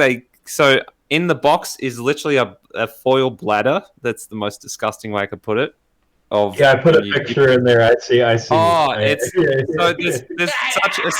there's such national sports as Goon of Fortune. So what we'd call these boxes of wine Goon. Like that was just the term. The goon bag. The goon bag, exactly. They're a goon bag, mate. They're goon bag, and like so, people run around and they pour them in people's mouths like a beer bong. So, yeah, that's Australian culture. We have a slightly more destructive version of that, and we call it slapping the bag, and is where you pull the bag out and you literally slap it so it goes down quicker through the little device. Yeah, exactly. I can't get it. I can't get it fast enough into me. Yeah, exactly. So you fully engage the pouring mechanism, and you slap the bag while someone holds it, so it goes down faster and into your body. Brandon, is this true? Can you attest to this? Yeah. So yes, absolutely. Me, this little device is slowing me down. Just cut it off. Yeah, me and a group. This is the same group that I used to drink Carlo Rossi with. Used to do something similar, and it was you put the bag over your head, and then people do this to it. So yeah. 100%. It is not fun because it'll shoot out your nose and everything. Yeah, it's so it's slightly more destructive. Like I said, as much as it may be true that you say that Australian has a drinking problem, you're talking to Americans. Yeah, that's true. We can remedy that. Exactly. We're on a whole another level of self-destruction when it comes to Wonderful. We could learn a thing or two from you. Actually. Please no. Yeah, take notes, please. So I mean, that was me explaining the absolute floor / basement / bedrock of what a white wine can be. But the high end of white wine is exceptional, and I tend to love old goon bag cunts. Exactly. Oh yeah. You can get. I love things like great varieties like Gewürztraminer. Like it's the really sweet kind of northern Italian / Swiss, I believe, kind of variant, or almost like your German kind of Austria area. Amazing, and it's kind of like a really sweet Riesling. And then I freaking love an oaky Chardonnay. Like that's another time. Like you get a good Chardonnay that does the things well, and then even like a Pinot Gris or a Grigio as well. Like there's so much, and it's only in the last, I reckon, 5-6 years I've kind of really started to understand a bit more about white wine, whereas I drank red wine for ages. But like yeah, I kind of dismissed white wine for ages, and I'm like, oh no, there's so much. I gotta bring up one last thing.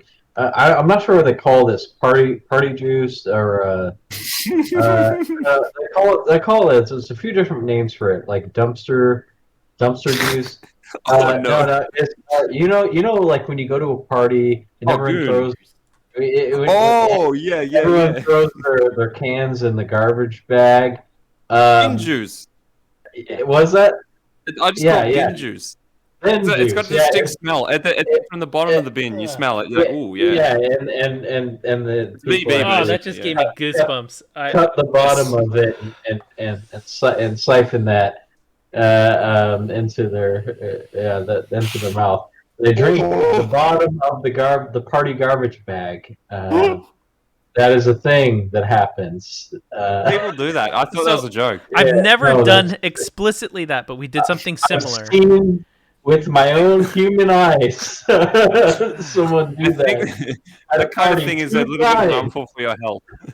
We did something similar, which is we had this oversized goblet cup thing. And whatever was opened in variety was poured into the cup, and then at the end of the night, what I wondered. Whoever was standing would have to drink out of that. But that was clean out of like the devices that they came in, not out of the fucking garbage. I think Jeff's is like fermented over 2 days or something too. Did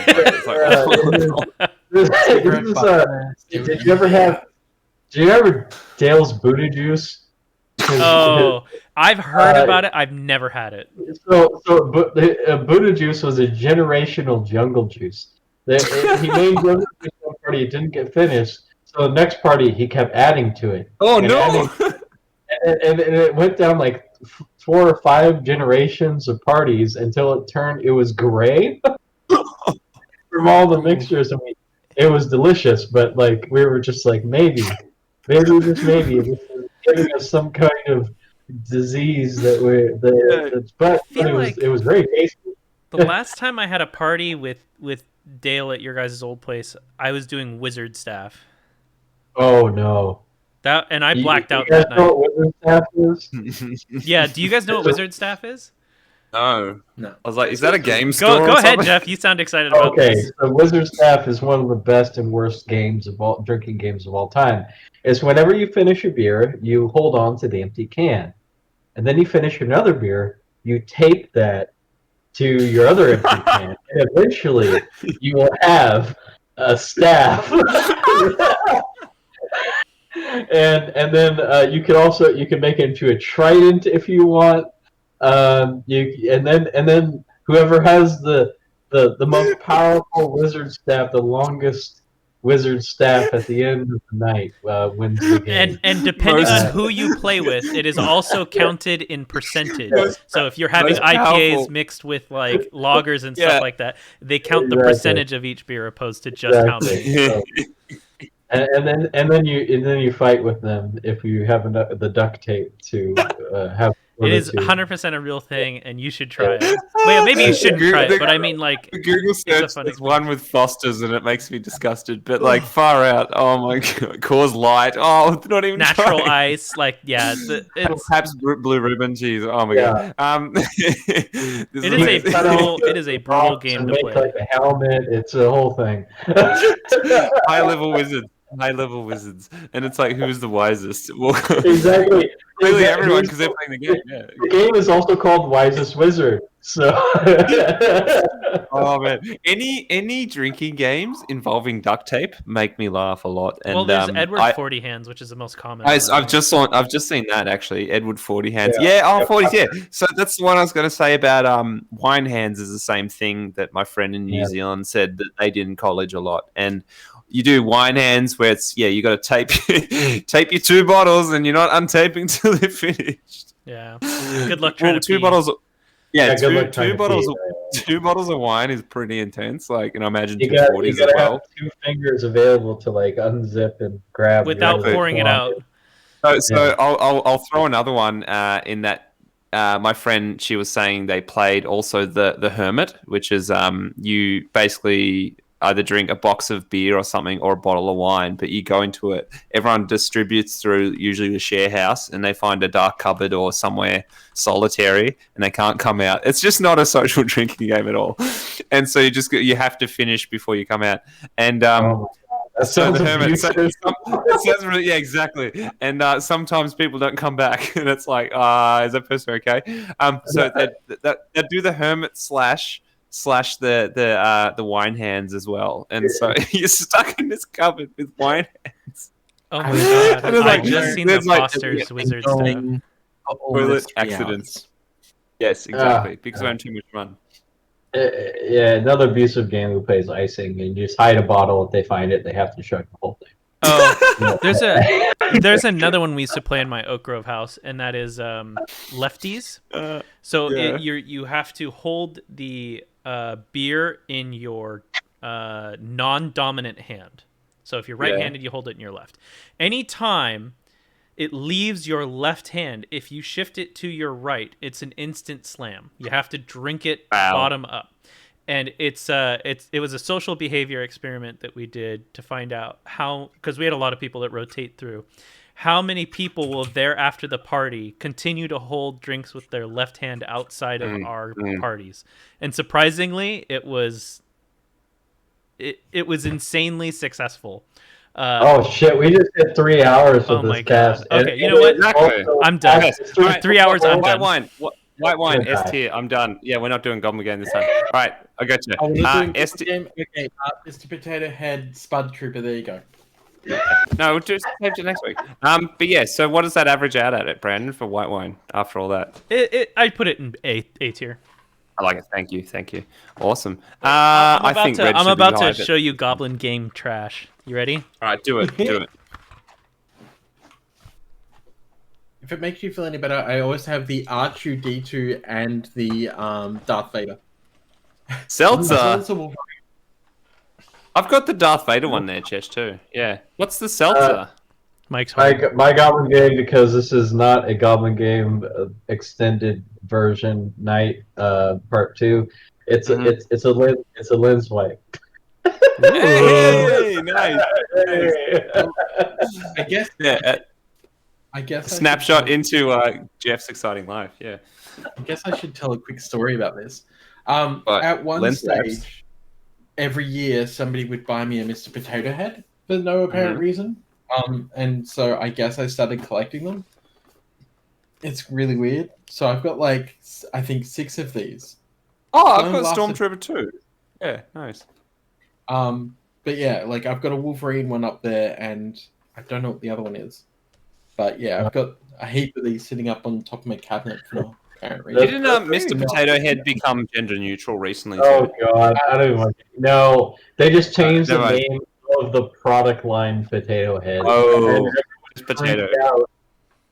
You could still buy a Mr. Potato Head. That just the line is called Potato Head. No, exactly. In the Western civilization, apparently. all that move needs is a thumbs up and a move on. Exactly. My quick Goblin Game is usually just me buying records, but I think you'll enjoy this one, Jeff.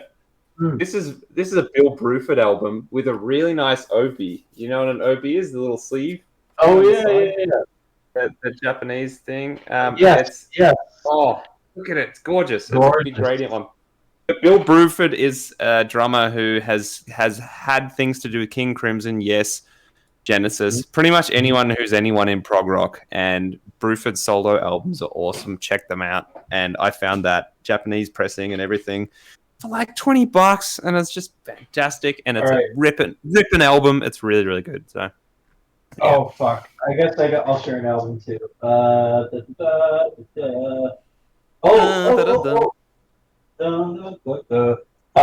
Kishibashi. Oh my god! Really? Ichigo Ichie, yeah, it's an amazing album.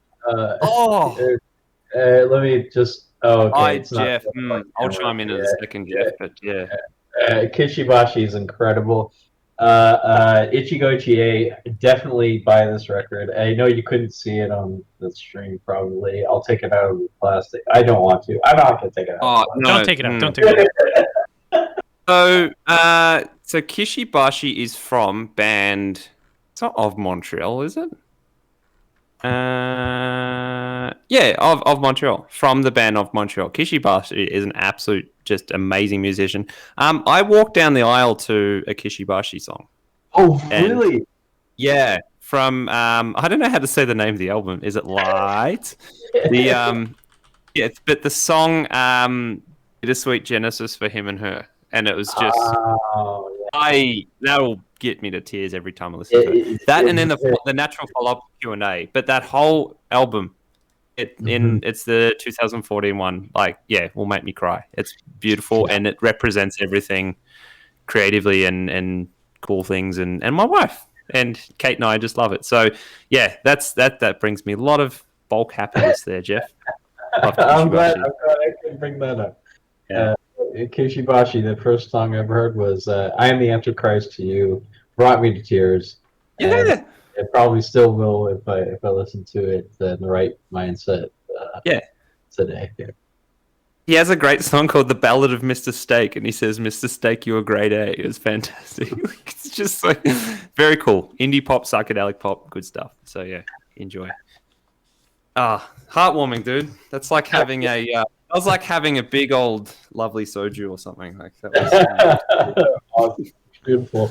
I'm glad I did that back to you. All right, I think we're gonna close up shop. Close up shop. We're gonna go cook some bolognese swayzes. So I haven't eaten at all today. So after this, I'm gonna make myself some food. Dude, that's like morning hours for you. So yeah, go do it.